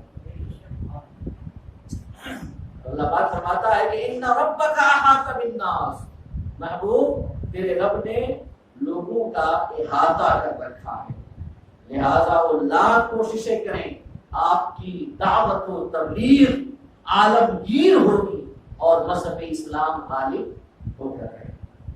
اور دوسرا قول اس آیت کریمہ کی تفسیر میں جو کہ امام رازی نے لکھا ہے کہ یہاں پر ناس سے مراد مکہ والے، ناس یعنی انسان جو لوگ تھے اہل مکہ کفار و مشرکین، وہ مراد ہے جو اللہ پاک نے فرمایا کہ ان ربک احاط بالناس، کہ محبوب تیرے رب نے لوگوں کا احاطہ کر رکھا ہے۔ تو یہاں پر لوگوں سے مراد اہل مکہ ہیں، مکہ کے کفار ہیں، مکہ کے مشرکین ہیں، اور ان کفار و مشرکین مکہ کو احاطہ کرنے سے مراد، تو اللہ پاک نے فرمایا کہ ہم نے احاطہ کر رکھا ہے، گھیر رکھا ہے، تو احاطہ کرنے اور گھیرنے سے مراد یہ ہے کہ اللہ فرماتا ہے کہ محبوب ہم مکہ کے دروازے آپ کے لیے اور مسلمانوں کے لیے کھول دیں گے۔ اہل مکہ آپ کے سامنے سرنگو ہو جائیں گے، مکہ کو آپ فتح کریں گے، تو یہ در حقیقت فتح مکہ کی جانب اشارہ ہے جو اللہ پاک نے فرمایا کہ ان ربک احاط بالناس، کہ محبوب ہم نے لوگوں کو گھیر رکھا ہے، یعنی مکہ والوں کو گھیر رکھا ہے۔ اس سے مراد یہ ہے کہ مکہ فتح ہوگا، مکہ میں مسلمانوں کا قبضہ ہوگا، تو یہ اشارہ ہے فتح مکہ کی جانب۔ اور یہ آیات مکی دور کی ہیں، ان دور کی یہ آیات جو ہیں، جو مسلسل آپ سورہ بنی اسرائیل کی آیات کی تفسیر سن رہے ہیں، یہ مکی دور کی ہیں، جبکہ مسلمان تعداد میں تھوڑے تھے، جب کفار اپنی طاقت کے بلبوتے میں مسلمانوں کو ستا رہے تھے، عرصہ حیات تنگ کر رہے تھے، اس وقت اللہ رب العزت اپنے حبیب کو مکہ کی فتح کی بشارت دے رہا ہے۔ محبوب آپ دل چھوٹا نہ کریں، آپ پر انقباض کی کیفیت طاری نہ ہو، یہ مکہ فتح ہوگا اور مکہ پہ آپ کا قبضہ ہوگا۔ اسی بات کو اللہ رب العزت نے قرآن مجید میں دوسری جگہوں میں بیان کیا ہے۔ اللہ فرماتا ہے سورہ قمر کی آیت نمبر 45 میں کہ سَيُهْزَمُ الْجَمْعُ وَيُوَلُّونَ الدُّبُرَ، اللہ فرماتا ہے کہ کفار کے لشکر بھگائے جائیں گے، وہ ہزیمت کا شکار ہوں گے، وہ مغلوب ہوں گے، اور ان کی پیٹھیں پھیر دی جائیں گی، یعنی وہ پیٹھ پھیر کر بھاگ نکلیں گے۔ یہ اشارہ تھا غزوہ بدر کی جانب، یہ اشارہ تھا غزوہ بدر کی جانب۔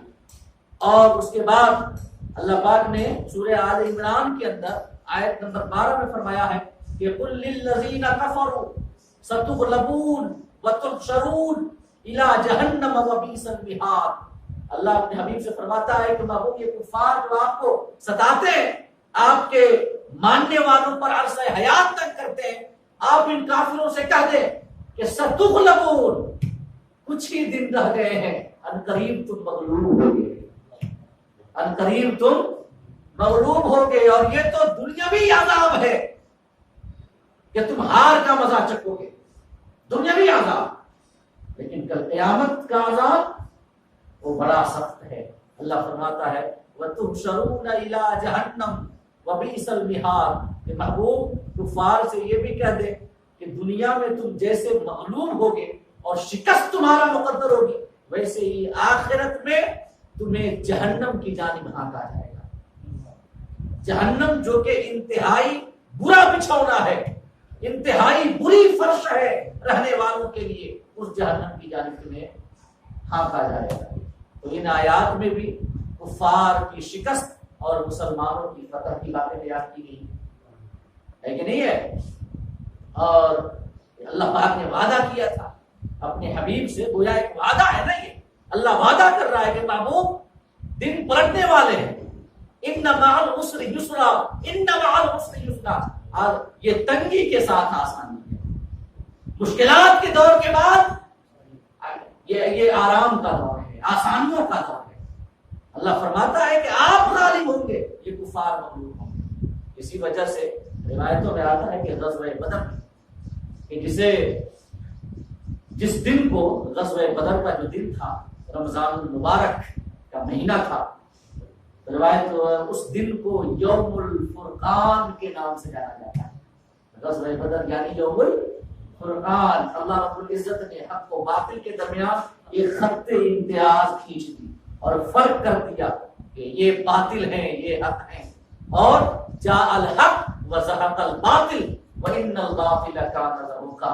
حق کی فطرت یہ ہے کہ وہ غالب ہوتا ہے اور باطل کی فطرت یہ ہے کہ وہ مٹ جاتا ہے، کیونکہ ان الباطل كان زهوقا، باطل کو مٹنا ہی ہوتا ہے۔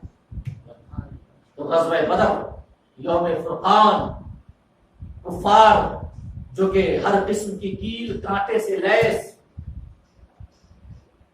مسلمانوں سے تقریباً 3 گنا زیادہ ان کا لشکر، مسلمانوں کے پاس فقط ایک گھوڑا 70-80 اونٹ، کفار کے پاس 100 گھوڑے 600 اونٹ، اور اس کے بعد بار برداری اور سامان دھونے کے لیے الگ سے ہوں۔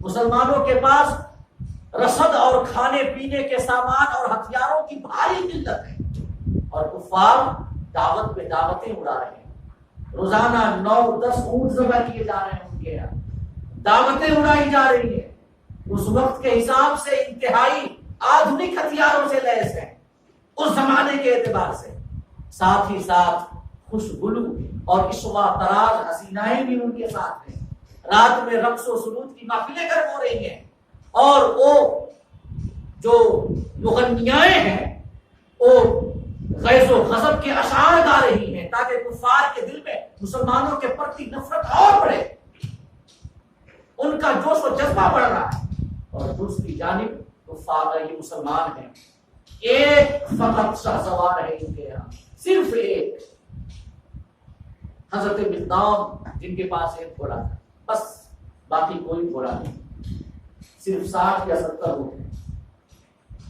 جب مدینہ سے چلے ہیں تو اونٹ پر سواری کے لیے باریاں مقرر کر رکھی ہیں، حتیٰ کہ آقا کریم نے بھی اپنی اونٹنی پہ اپنے ساتھ اپنے 2 صحابہ کو شریک کیا، اور قربان جائے مساوات اور عدل و انصاف کے اس عظیم پیکر پہ کہ غلام کہتے ہیں حضور آپ سوار رہیں، آپ پر ہمارے ماں باپ قربان، ہماری جانیں قربان، یہ پیدل چلنا اور یہ وقتی تکلیف کیا بات ہے، آپ سوار ہو، ہم اونٹ کی نکیل پکڑ کے چلیں گے۔ مگر آقا کریم جو کہ دنیا کو مساوات اور عدل و انصاف کا درس دینے کے لیے آئے تھے، آقا کریم باری کے ساتھ اونٹنی پہ سوار ہو رہے ہیں، باری کے ساتھ۔ یہ عدل و انصاف کا مظاہرہ ہے آقا کریم کا، اور برا ہو اس ذوالخویسرہ تمیمی کا کہ جس نے غزوہ حنین کے اموال غنیمت کی تقسیم کے موقع پہ کہا تھا عید یا محمد، اے محمد حق کرو، معاذ اللہ رب العالمین۔ جب غزوہ حنین کے اموال آپ تقسیم کر رہے تھے اپنی فراست اور سمجھ کے اور اپنے انصاف کے مطابق، کسی کو کم کسی کو زیادہ دے رہے تھے، تو ذوالخویسرہ تمیمی نے کہا تھا کہ عدل کریں، عدل کریں۔ کیا اسے غزوہ بدر میں آقا کریم کے عدل کے مظاہر نہیں دکھے تھے؟ کیا مدینہ میں گزارنے والے آپ کے شب و روز عدل کے پیکر نہیں تھے؟ کہتا ہے عدل کریں۔ حضرت عمر جو کہ اپنے نبی کی ادنا سی گستاخی پر بھی ان کا ہاتھ مچل جاتا تھا اور نیام کی جانب بڑھتا تھا، انہوں نے اپنے ہاتھ کو نیام پہ رکھا اور اجازت مانگی، یا رسول اللہ اجازت دے میں اس کی گردن مار دوں۔ آقا کریم نے فرمایا تھا کہ نہیں، اسے چھوڑ دو، لوگ کہیں گے کہ محمد اپنے ساتھیوں کو قتل کرتے ہیں، چھوڑ دو اسے۔ اس کے بعد آقا نے فرمایا تھا کہ اسی کی گروہ میں سے کچھ ایسے لوگ پیدا ہوں گے کہ جو کہ قرآن پڑھیں گے مگر وہ قرآن ان کی حلق سے نیچے نہیں اترے، ان کی نمازوں، ان کے روزوں، ان کی عبادتوں، ان کو اور ان کے اوراد و وظائف، ان کی دینداری، ان کی تقوی شعاری اور ان کی پرہیزگاری کو دیکھ کر تم اپنے آپ کو حقیق سمجھو گے، مگر وہ دین سے ایسے نکل جائیں گے جیسے کمان سے تیر نکل جاتے۔ ذوالخویسرہ تمیمی منافق اس نے آقا کریم پہ یہ قرضہ سرائی کی، معاذ اللہ کہ اے محمد عدل کرے، معاذ اللہ۔ دیکھیں بات تو وہ عدل کی کر رہا ہے، انصاف کی کر رہا ہے، اچھی بات ہے نا، عدل انصاف کی بات تو اچھی بات ہے، مگر بات کے ساتھ ساتھ موقع محل بھی دیکھنا ضروری ہوتا ہے، موقع محل بھی دیکھنا ضروری ہوتا ہے۔ ایک بار میں اپنے مادر علمی ازہر ہند علامہ الاشرفیہ کا واقعہ سناتا ہوں کہ ایک بار طلبہ یہ کافی غصے میں تھے کیونکہ ایک طالب علم کو محلے کے لوگوں نے تھوڑا سا مار دیا، ایک طالب علم کو، کچھ لوگ تھے اوباش نوجوان ٹائپ کے، ان لوگوں نے مار دیا تھا۔ تو طلبہ کافی غصے میں تھے اور وہ باہر نکل کے یہ سڑک جام کر رہے تھے اور بھی کافی چیزیں وہ کر رہے تھے، مظاہرہ کر رہے تھے، احتجاج کر رہے تھے۔ قاری صاحب کے علامہ الاشرفیہ کے استاد، انہوں نے دیکھا نہیں کہ موقع کیسا ہے، محل کیسا ہے، اور طلبہ جو ہے غصے میں ہیں، جوش و خروش میں ہیں، ایک ساتھی کو کسی محلے والے نے مار دیا ہے، وہ چکا جام کر رہے ہیں، احتجاج کر رہے ہیں، مظاہرہ کر رہے ہیں۔ تو ایک قاری صاحب جو وہاں کے استاد تھے وہ آئے اور آ کر کے طلبہ کو برا بھلا کرنا شروع کر دیا اور غصہ کرنا شروع کر دیا، کسی پہ ہاتھ بھی اٹھا دیا کہ چھوڑو یہ کیا تم لوگوں نے لگا کے رکھا ہے۔ تو ایک طالب علم تھا جس نے غصے میں اس قاری صاحب پہ ہاتھ اٹھا دیا۔ تو علامہ الاشرفیہ کے نگراں ماسٹر فیاض صاحب ہیں جو کہ بڑا اثر ہے ان کا بچوں پر اور نگرانی تمام ہاسٹلز وغیرہ کی کے ذمہ ہے، انہوں نے ایک بات کہی تھی اس وقت کہ تاج محل دیکھو نہ دیکھو، موقع محل ضرور دیکھو۔ تاج محل دیکھو نہ دیکھو، موقع محل ضرور دیکھو۔ یہ بات ماسٹر فیاض صاحب نے یہ کی تھی، یہ علامہ الاشرفیہ کے نگراں آج بھی اللہ پاک انہیں حیات رکھے۔ تو وہ جو ذوالخویسرہ تمیمی تھا اس نے بات عدل کی تھی، لیکن وہ موقع محل دیکھو اس نے نہیں دیکھا۔ اس نے یہ نہیں دیکھا کہ جو ذات لوگوں کو عدل سکھانے آئی ہے اسی کو وہ کہہ رہا ہے کہ عدل کریں، عدل کریں۔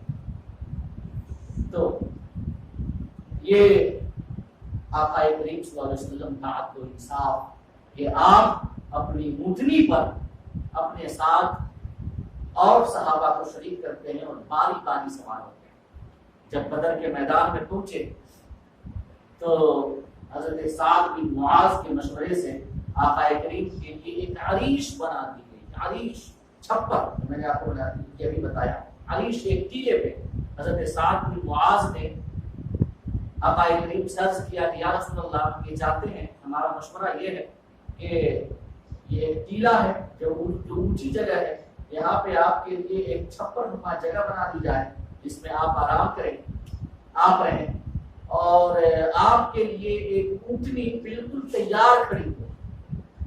اگر اللہ رب العزت نے ہمیں فتح عطا کی اس غزوے میں، اس جنگ میں، اور ہماری خواہش ہے کہ اللہ پاک ہمیں فتح عطا فرمائے، اگر فتح عطا کی اللہ نے تب تو بہتر، اور اگر کچھ انہونی ہوئی تو اونٹنی آپ کے پاس ہوگی، آپ اس پہ سوار ہو کر مدینہ چلے جائیں۔ یہ جتنے جانثار آپ کے یہاں ہیں اس میدان کے اندر موجود ہیں، اس سے زیادہ جانثار مدینے کے اندر آپ کے موجود ہیں، جو کہ آپ کے ایک اشارے پہ تن من دھن اور سب کچھ قربان کرنے کا جذبہ رکھتے ہیں۔ وہ یقیناً آپ کے ساتھ آخری سانس تک لڑیں گے، یہاں تک کہ یا تو وہ شہید ہو جائیں یا تو آپ کا دین غالب آ جائے۔ یہ حضرت سعد بن معاذ نے مشورہ دیا۔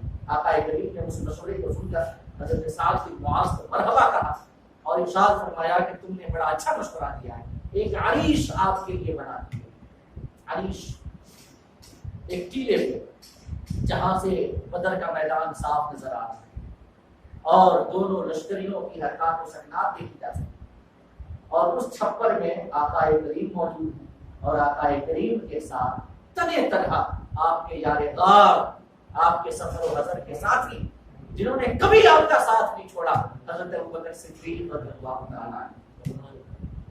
ایک بار حضرت علی نے خطبہ دیتے وقت، تقریر کرتے وقت حاضرین سے ارشاد فرمایا کہ بتاؤ تو صحابہ میں سب سے بڑا بہادر کون ہے؟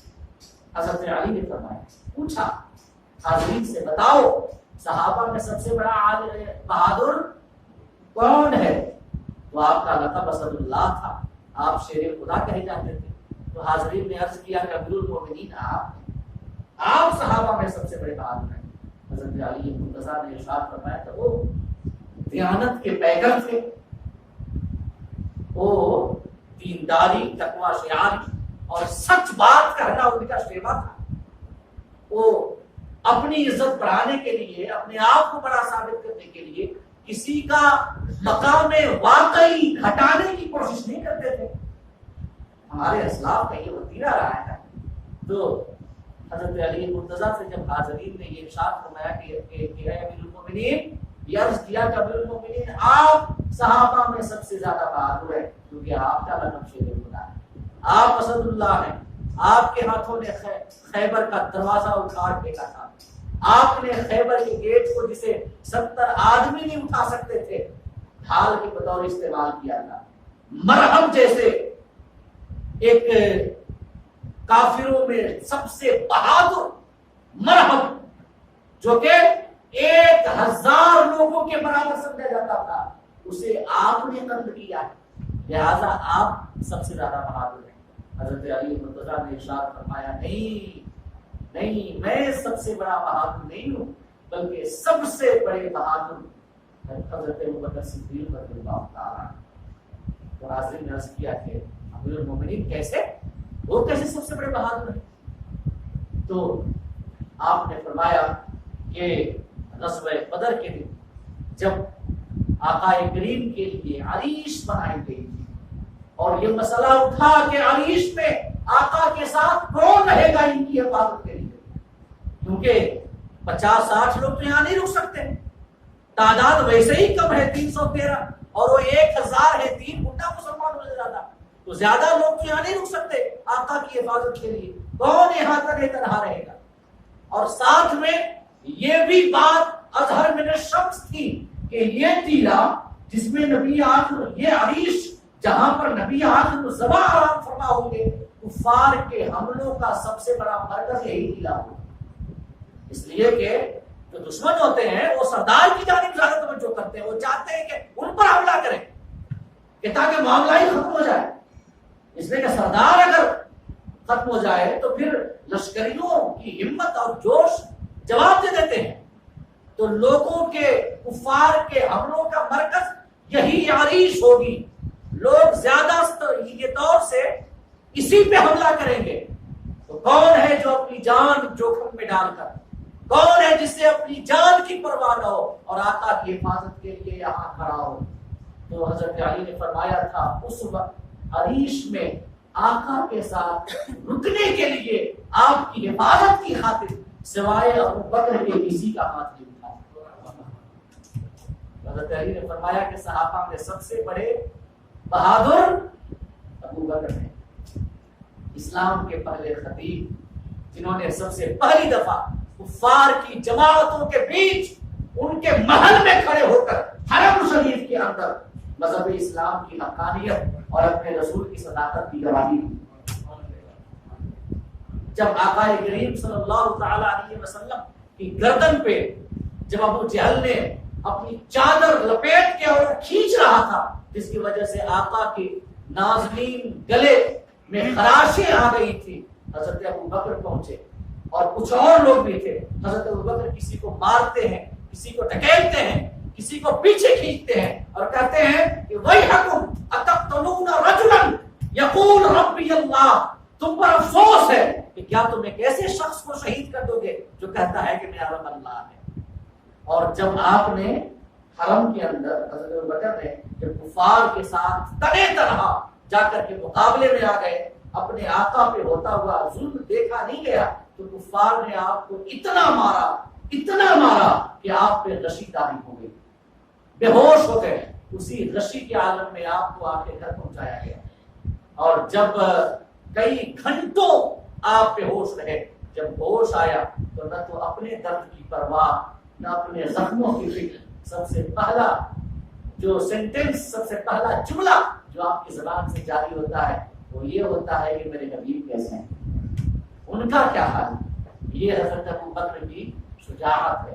تو میں عرض کرنا چاہوں گا کہ عریش میں آقا کے ساتھ حضرت ابو بکر موجود ہیں، اور جب جنگ کا میدان کفار اور مسلمانوں کے لشکروں سے بھر گیا اور دونوں فریقین جب آپس میں ایک دوسرے کے بالمقابل آ گئے تو آقا کریم سجدے میں گر گئے اور دعائیں کرنے لگے۔ حضرت علی مرتضیٰ فرماتے ہیں کہ میں کفار کے ساتھ لڑ رہا تھا، جنگ کر رہا تھا، اثناء جنگ خیال آیا کہ جا کے دیکھوں اللہ کے رسول کیسے ہیں۔ جب میں عریش میں پہنچا تو دیکھتا ہوں کہ آقا کے سب سجدے میں ہیں اور آپ یا حی یا قیوم یا حی یا قیوم یا حی یا قیوم کی صدائیں لگا رہے ہیں۔ آپ فرماتے ہیں کہ یہ دیکھ کر حضرت علی فرماتے ہیں کہ دیکھ کر میں واپس جنگ میں چلا گیا، پھر کچھ دیر تک جنگ کرتا رہا، لڑتا رہا، پھر سوچا کہ جاؤں دیکھوں ہمارے حبیب کیسے ہیں۔ جب دوبارہ پہنچا تو دیکھا کہ آقا ویسے ہی سجدے میں ہے اور یا حی یا قیوم کی صدائیں لگا رہے ہیں۔ یا حی یا قیوم کے الفاظ سے، کے ناموں سے اللہ پکار رہے ہیں۔ آپ فرماتے ہیں پھر میں میدان میں آیا، پھر اپنے شمشیر آبدار کا جوہر دکھاتا رہا اور کفار کو موت کے گھاٹ اتارتا رہا۔ پھر پہنچا کچھ دیر کے بعد کہ دیکھوں اللہ کے حبیب کیسے ہیں، تو کیا دیکھتا ہوں کہ اللہ کے حبیب اسی طریقے پہ سجدے میں ہے اور یا حی یا قیوم کی صدائیں لگا رہے ہیں۔ آپ فرماتے ہیں کہ میں جنگ اور عریش کے درمیان کئی بار آیا گیا، آقا کو اسی حال میں پایا، دعائیں کرتا ہوا پایا، یا حی یا قیوم کی صدائیں لگاتا ہوا پایا، یہاں تک کہ اللہ رب العزت نے مسلمانوں کو فتح کیا۔ اور ایک اور روایت سنیں غزوہ بدر کے حوالے سے کہ آقا کریم صلی اللہ تعالی علیہ وسلم جب جنگ گرم ہوئی، کفار و مشرکین باہم اور یہ مسلمان باہم جب برسر پیکار ہوئے، تو جو اللہ رب العزت نے وعدہ کیا تھا سیہزم الجمع ویولون الدبر، کہ کفار ہاریں گے، شکست کھائیں گے، پیٹھ پھیر کر بھاگیں گے، اور یہ جو وعدہ تھا کہ قل للذین کفروا ستغلبون، کہ اللہ نے فرمایا تھا کہ محبوب آپ ان ظالموں سے کہہ دے کہ ان قریب تم مغلوب ہوگے اور ہزیمت و شکست تمہارا مقدر بنے گی۔ یہ جو وعدہ تھا، آقا کریم دعائیں کر رہے ہیں اور اللہ رب العزت کی بارگاہ میں عرض کر رہے ہیں کہ اللہم انی انشدک عہدک و وعدک، محبوب کہ اللہ کے محبوب خدا کی بارگاہ میں عرض کرتے ہیں کہ مولا میں تمہیں تمہارا عہد اور تمہارا وعدہ یاد دلاتا ہوں کہ مولا اپنا وعدہ نبھا، اپنے عہد کو پورا فرما، جو تو نے وعدہ کیا تھا کہ تو ہماری مدد فرمائے گا، کفار شکست کھائیں گے، پیٹھ کے بل وہ اپنے پیٹھ کے بل بھاگیں گے، پیٹھ پھیر کر بھاگیں گے اور وہ مغلوب ہوں گے، مولا اپنا وعدہ پورا فرما، اپنی مدد کو بھیج۔ اور اس کے بعد آقا کریم نے یہ بھی عرض کیا کہ مولا اللہم ان تہلک ہذہ العصابہ لا تعبد ابدا، محبوب اللہ کے محبوب عرض کرتے ہیں کہ مولا اگر آج یہ مٹھی بھر جماعت کو تو ہلاک کر دے گا تو پھر قیامت تک تمہاری کوئی عبادت کرنے والا نہیں بچے گا، کوئی تمہاری پرستش کرنے والا نہیں ہوگا، تمہاری پوجا کرنے والا نہیں ہوگا۔ اور آقا کریم بار بار انہی الفاظ کے ساتھ دعا کرتے ہیں، اللہم انی انشدک عہدک و وعدک اللہم ان تہلک ہذہ العصابہ لا تعبد ابدا، بار بار انہی الفاظ کے ساتھ دعائیں مانگتے رہے، یہاں تک کہ حضرت ابو بکر آپ کو پکڑتے ہیں اور عرض کرتے ہیں یا رسول اللہ اللہ نے سن لیا، اللہ نے سن لیا، اللہ رب العزت آپ کی دعاؤں کو کبھی رائے گا نہیں جانے دے گا، اللہ پاک اپنا وعدہ ضرور پورا فرمائے گا اور آپ کی مدد فرمائے گا، ہم غالب آئیں گے اللہ کے رسول۔ حضرت ابو بکر نے دلاسا دیا، اطمینان دلایا، اور پھر اس کے بعد آقا کریم زیرہ پہنے ہوئے اپنی عریش سے باہر نکلے کہ تاکہ ذرا جنگ کو دیکھیں کیا حال ہے۔ تو تو آقا کریم نے جنگ کے منظر کو دیکھ کر کے اسی آیت کریمہ کی تلاوت کی، سورہ قمر کی آیت نمبر 45 کہ سیہزم الجمع ویولون الدبر، ان قریب کفار شکست کھائیں گے اور پیٹھ پھیر کر ماریں گے۔ آقا نے کس آیت کریمہ کی تلاوت کی؟ وقا۔ تو یہ اللہ رب العزت کا وعدہ جو اللہ پاک نے فرمایا کہ ان ربک احاط بالناس، کہ محبوب تیرے رب نے لوگوں کو گھیر رکھا ہے، احاطہ کر رکھا ہے۔ مراد اللہ رب العزت اپنے حبیب سے وعدہ فرما رہا ہے کہ حالات کی جو سختی ہے، ان سختی کو دیکھ کر میرے حبیب تنگی قلب کا شکار نہ ہونا، خاطر جمع رکھنا، تمہارے قلب پہ انقباض کی کیفیت طاری نہ ہو، بلکہ یاد رکھنا ہمارا وعدہ ہے کہ ہم تمہاری مدد فرمائیں گے اور تم غالب ہوگے اور یہ کفار تمہارے سامنے سب جھکائے کھڑے ہوں گے۔ تو غزوہ بدر میں، اس کے بعد فتح مکہ، پھر اس کے بعد کفار کا زور ہی ٹوٹ گیا۔ کفار کا اصل زور تو غزوہ خندق ہی میں ٹوٹ گیا تھا، جسے غزوہ احزاب بھی کہا جاتا ہے۔ غزوہ خندق آقا نے مدینہ کے ارد گرد خندق کھودی تھی کہ تاکہ کفار مدینہ میں نہ پہنچ سکے، داخل نہ ہو سکے۔ اللہ رب العزت نے آندھی بھیجی اور وہ شبانہ روز آندھی چلتی رہی، کفار اتنے بدحواس ہوئے کہ اپنے ساز و سامان چھوڑ کر کے اور بھاگ نکلے، اور جب وہ بھاگنے لگ گئے غزوہ خندق میں تو آقا کریم نے ارشاد فرمایا تھا کہ انشاءاللہ اس غزوے اور جنگ کے بعد کفار کی کبھی ہمت نہیں ہوگی کہ وہ آ کر ہم پر حملہ کریں، اب انشاءاللہ ہم ہی ان پر حملہ کریں گے، اور اب وہ دفاعی جنگ لڑیں گے، اب وہ دفاعی جنگ لڑیں گے، اب انہیں ان میں حملہ کرنے کی ہمت نہیں ہوگی۔ آپ غزوہ خندق کی اسلامی تاریخ پڑھیں، اس کے بعد مسلمانوں نے ہمیشہ حملہ کیا ہے، کفار مکہ کے اوپر ہمیشہ حملہ کیا ہے، کبھی اپنا دفاع انہوں نے نہیں کیا بلکہ انہوں نے حملہ کیا۔ اور کفار مکہ کیا تھے؟ چھوٹی سی ان کی جمعیت تھی، مکہ چھوٹا سا شہر تھا، مسلمانوں کے اندر تو وہ طاقت و قوت اور ایمانی غیرت و حمیت تھی کہ مسلمان اپنی بے سر و سامانی کے باوجود روم کے بادشاہ سے لڑنے کے لیے غزوہ تبوک میں لیا کرے۔ یہ طاقت و قوت ایمانی طاقت و قوت ہے کہ نہیں ہے؟ اور یاد رکھیں مسلمان ایمانی طاقت کی وجہ سے غلبہ پایا۔ اگر ایمان مضبوط ہونا تو حالات کیسے بھی ہوں کوئی بگاڑ نہیں سکتا مسلمانوں میں۔ ایک تاریخی بات میں آپ کو بتاؤں کہ حضرت خالد بن ولید جنہوں نے جب اسلام قبول کیا تو وہ مسلمانوں کی جانب سے یہ انہوں نے سپہ سالار اور جرنیل کے فرائض انجام دیے، ایک بھی جنگ انہوں نے نہیں آئی، ایک بھی جنگ نہیں آئی۔ جنگ موتا جس میں آقا کریم صلی اللہ تعالی علیہ وسلم نے ارشاد فرمایا تھا کہ تمہارے جو سپہ سالار ہوں گے وہ زید ہوں گے،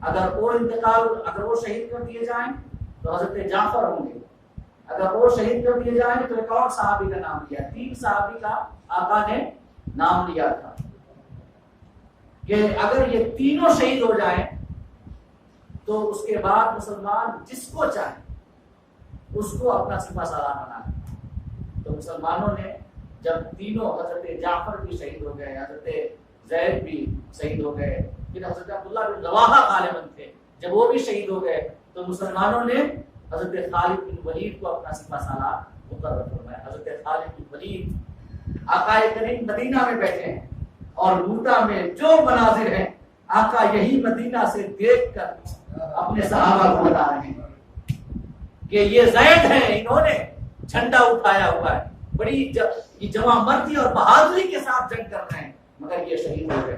پھر مسلمانوں نے حضرت جعفر کو اپنا سپہ سالار بنایا، انہوں نے بھی بڑی پامردی اور استقلال کا مظاہرہ کیا، وہ بھی شہید ہو گئے۔ پھر مسلمانوں نے حضرت عبداللہ بن رواحہ غالباً حضرت عبداللہ بن رواحہ کو اپنا سپہ سالار بنایا، انہوں نے بھی استقلال کا مظاہرہ کیا، وہ بھی شہید ہو گئے۔ اس کے بعد آقا نے فرمایا یہاں مدینہ میں بیٹھ کر صحابہ سے کہ اب اسلام کا پرچم اللہ کی تلواروں میں سے ایک تلوار خالد بن ولید نے اٹھایا ہے، اللہ کی تلواروں میں سے ایک تلوار خالد بن ولید نے اٹھایا ہے، اور اللہ رب العزت انہی کے ہاتھوں مسلمانوں کو فتح عطا فرمائے گا۔ تو حضرت خالد بن ولید اس جمع مردی، استقلال اور ثابت قدمی کے ساتھ جنگ موتا میں لڑے ہیں کہ آپ کے ہاتھوں سے 1 2 3 نہیں بلکہ اس روز 9 تلواریں ٹوٹی۔ کتنی تلواریں؟ 9 تلواریں ٹوٹی، اور اللہ رب العزت نے مسلمانوں کو فتح عطا فرمائی۔ یہ حضرت خالد بن ولید ہے۔ آپ کا ایک بڑا کارنامہ جنگ یمامہ مسیلمہ کذاب کے خلاف، جس نے نبوت کا جھوٹا دعویٰ کیا تھا، اللہ رب حضرت ابو بکر کا دور خلافت میں ایک فوج بھیجی حضرت ابو بکر نے خالد بن ولید رضی اللہ تعالیٰ عنہ کی قیادت میں یمامہ کی دھرتی پہ، اور اتنی گھمسان کی رن پڑی، اتنی گھمسان کی لڑائی ہوئی کہ ایک روایت کے مطابق فقط 700 حافظ شہید ہوئے۔ صرف حافظ جنگ یمامہ میں شہید ہونے والے میں صرف حافظ 700 تھے، اور دوسری روایت 70 کی ہے، مگر اس جنگ میں اللہ نے مسلمانوں کو فتح عطا فرمائی۔ مسیلمہ کذاب بھی مارا گیا اسی طرح، اور وہ فتنہ ختم ہوا۔ تو جنگ موتا، جنگ یمامہ اور حضرت ابوبکر کے دور خلافت میں حضرت خالد بن ولید جس مہم میں جاتے اسے فتح کے ساتھ واپس آ گئے، جس میدان میں قدم رکھا فتح اللہ پاک نے پہلے ہی گئی۔ اس کے بعد حضرت عمر فاروق اعظم کا جب دور خلافت آیا، اور ایک غزوے میں حضرت خالد بن ولید ہیں، لڑائی زوروں پہ ہے، غزوے میں ہے، نکلے ہوئے ہیں باہر اور جنگ ہو رہی ہے، اور ہر جنگ میں حضرت خالد بن ولید فتح پہ فتح حاصل کر رہے ہیں، یہاں تک کہ اللہ کے رسول کے دوسرے خلیفہ حضرت عمر فاروق اعظم نے خالد بن ولید کو جب جہاد پر وہ نکلے ہوئے تھے باہر ہی میں، انہوں نے حضرت خالد بن ولید کو سلوکدوش کر دیا کہ اب آپ سپہ سالار نہیں رہیں گے، آپ فوجی جرنیل نہیں ہیں، اب جو ہے سپہ سالار اور جرنیلی کے فرائض حضرت ابو عبیدہ بن جراح رضی اللہ تعالی عنہ انجام دیں گے۔ حضرت ابو عبیدہ بن جراح، تو حضرت خالد بن ولید جنہوں نے کبھی ایک جنگ نہیں ہاری، بتائے نا فوجی جرنیلوں کے مقابلے میں کھڑا ہونا کتنا مشکل ہوتا ہے، پاکستان سے کوئی پوچھے ہے کہ نہیں ہے، جو کہ کوئی جنگ نہیں جیتے آج تک، انہوں نے کوئی جنگ جیتی بھی نہیں ہے کہ نہیں ہے۔ انڈیا نے کب نہیں ہرایا، 71 میں ہرایا، اس کے بعد کرگل کے جنگ میں انڈیا نے ہمیشہ ہرایا۔ تو وہ جو پاکستان کے فوجی جرنیل ہیں بڑے، جو سپہ سالار ہیں، کوئی جنگ جیتی بھی نہیں، مگر پھر بھی ان کے ہاتھوں میں زمام اقتدار ایسا ہے کہ جب چاہا جس کو حکومت دے دی، جس کو اور جس سے چاہا چھین لی۔ اسی وجہ سے آج جو پاکستان کے اندر یہ ماحول ہے اس کی ذمہ دار فوج ہے، جو کہ اس کا کام سرحدوں کی حفاظت ہے، اور پولیٹکس جب فوج کرنے لگے تو حالات وہی ہوتے ہیں جو آج پاکستان کے حال ہیں۔ سڑکیں جل رہی ہیں، لوگ جو ہے افراتفری کا شکار ہے، مہنگائی اپنے زوروں پہ ہے۔ تو فوج کے جرنیل کے ساتھ اس قسم کا فیصلہ کرنا اس کے خلاف کہ اس کو عین جہاد کے موقع پہ جبکہ وہ باہر نکلا ہوا ہے سبکدوش کر دینا اور سپہ سالار کے پد سے ہٹا دینا بڑا مشکل فیصلہ ہے نا، بڑا مشکل فیصلہ ہے، اور وہ بھی حضرت خالد بن ولید جنہوں نے کبھی کوئی جنگ نہیں ہاری، مگر حضرت عمر فاروق اعظم نے جب حکم نامہ بھیج دیا کہ خالد بن ولید آپ جو ہیں سپہ سالاری کے فرائض سے سبکدوش کیے جاتے ہیں، یہ ذمہ داری ابو عبیدہ بن جراح اٹھائیں گے، انہوں نے اپنا سر تسلیم خم کیا۔ اس سے اسلام کا بھی مزاج یہی سمجھ میں آتا ہے کہ فوج کا کام حفاظت کرنا ہے، حکومتی فیصلے کرنا نہیں ہے۔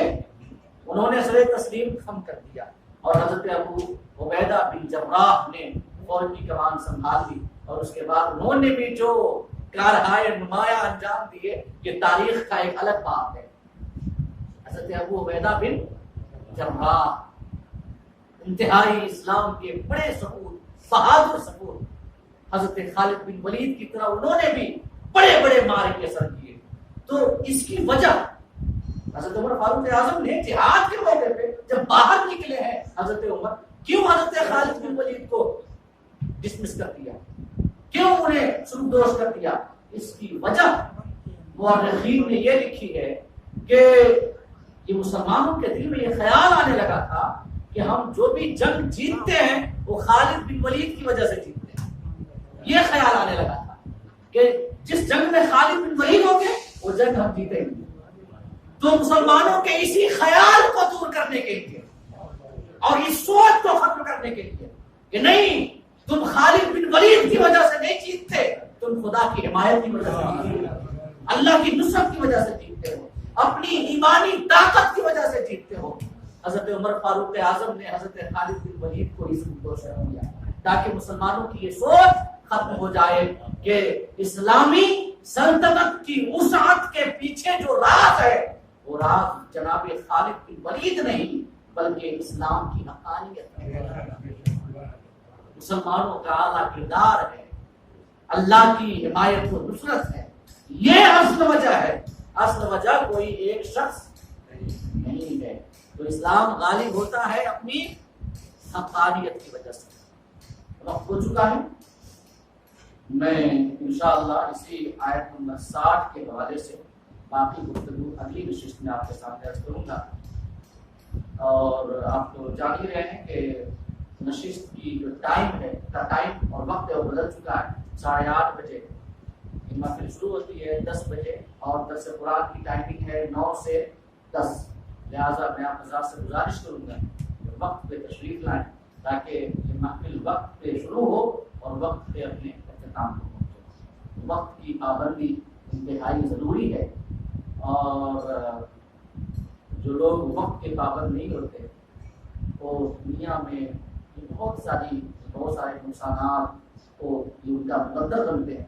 لہٰذا وقت کی اہمیت جو کہ اسلام نے ہمیں سکھایا ہے، اسلام کہتا ہے کہ ان الصلاۃ کانت علی المؤمنین کتابا موقوتا، نماز وقت مقرر پہ فرض ہے، رمضان وقت مقرر پہ فرض ہے، روزہ اور زکوٰۃ کے لیے اگرچہ وقت نہیں ہے پھر بھی سال گزرنا ہے، حج کے لیے بھی ایک وقت ہے، ان وقتوں کے علاوہ کبھی عبادتیں بھی نہیں ہو سکتی۔ تو اللہ نے ہمیں ایک وقت کی قدر کرنے کی تعلیم دی ہے۔ فجر کی نماز ہم ظہر کے وقت نہیں پڑھ سکتے، پڑھیں گے تو قضا ہی ہوگی، ادا نہیں ہوگی۔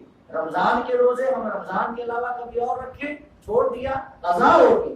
اور حدیث میں آتا ہے کہ جو شخص رمضان کا ایک روزہ بغیر عذر کے چھوڑ دے تو پوری زندگی وہ روزہ رکھتا رہے، مگر جو فضیلت رمضان کے روزے کی ہے وہ فضیلت نہیں پا سکتا اگرچہ وہ اس کی قضا میں پوری زندگی روزے رکھے۔ تو وقت کی پابندی کی تنبیہ کی ہے ہمارے مذہب اسلام نے، لہٰذا ہمیں چاہیے کہ وقت کی پابندی کریں۔ اور 8:30 بجے سے یہ محفل شروع ہوتی ہے، 9 سے درس قرآن شروع ہوتا ہے، ٹھیک 10 بجے یہ محفل اپنے اختتام کو پہنچتی ہے۔ لہٰذا آپ حضرات وقت کا خیال رکھیں۔ اللہ پاک ہم سب کو کہنے اور سننے سے زیادہ عمل کرنے کی توفیق عطا فرمائے۔